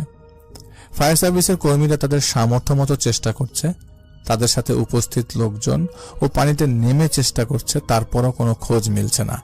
যেখানে ছেলেটি সকালে নিখোঁজ হয়ে গেছে, তার থেকে অনেক দূর পর্যন্ত তন্ন তন্ন করে খোঁজা হচ্ছে, কিন্তু ছেলেটির কোনো খোঁজই মিলেনি। এদিকে সন্ধ্যা নেমে আসে। ফায়ার সার্ভিসের কর্মীরা একরাশ হতাশ নিয়ে উপরে উঠে আসে। তারা বলে রাতে আর কিছুই করতে পারবে না এবং তারা চলে যায়। সেখানে যে উৎসুক জনতা ছিল, উপস্থিত লোকজন ছিল, সবাই হতাশ হয়ে যায় এসব দেখে, যে ছেলেটাকে একটু খোঁজার পরও পাওয়া যাচ্ছে না। আর বলা বাহুল্য যে নদীতে পানিও বেশি না। আমরা জানি শীতকালে গ্রামের পানিতে অল্প পানি থাকে। উপস্থিত লোকজন তাদের আশা ছেড়ে, আবার দেনও নেই ছেড়ে দেওয়ার পরও, আবার পানিতে নামা হলো। নদীতে যা আছে তা নিয়ে অনেক প্রকার জাল, ভেলা ভাসানো, আলোর নিশান, আরো অনেক কিছু। আমি এইখান থেকে দেখেছি মানুষের আর্তনাদ আর এই ছেলের মায়ের অসহায় আত্মচিৎকার, যা আকাশ পর্যন্ত কম্পন করেছে মনে হয়। আমার চোখ থেকে পানি ঝরছিল। একটা কথা কি, সবাই জানে ছেলেটি বেঁচে নেই, তাও তাকে খোঁজার চেষ্টা, কমতি রাখছে না কেউ। কেউ বাড়িতে অবধি ফিরছে না, মনে হচ্ছে ছেলেটির সবার আপনজন সবাই কান্না করছে, আল্লাহর কাছে সাহায্য প্রার্থনা করছে। রাত অনেক বেশি হচ্ছে, তাছাড়া অক্টোবর মাসে শীত নেমে আসে, তাই পানিও ঠান্ডা হওয়ায় অনেক উপরে উঠে আসে। এরপর কিছু লোক মিলে সিদ্ধান্ত নেয় পানি থেকে সবাইকে উপরে উঠে আসতে এবং রাতের মধ্যে খোঁজা বন্ধ রাখতে, কারণ এত খোঁজার পরও না পেয়ে নিরুপায় হয়ে এই সিদ্ধান্ত নিতে হয়। কেউ কেউ বলল আগামীকাল এই সময় পর্যন্ত অপেক্ষা করতে, যে সময় হারিয়ে গেছে ছেলেটি এর আগে অনেকবার হয়েছে এমন। উপস্থিত লোকজন এটাই মেনে নিল। সবাই নদীর তীরে লাইট নিয়ে অপেক্ষা করছে সকালের জন্য। আমিও একটুর জন্য ওই নদীর তীর থেকে চলে আসিনি সবার মতো, সাথে আমারও সবার মুখে আল্লাহ ছাড়া কোনো নাম নেই। ফজরের আজান হলো মসজিদে, সবাই একসাথে নামাজ পড়লো, তারপর ভিড় বেড়ে গেল নদীর ভেতর। 19 তারিখ সকালবেলা ওয়াজ মাহফিলের দিন, আবারও নামা হলো নদীতে খোঁজার জন্য। এত খোঁজাখুঁজির পরও পাওয়া যাচ্ছে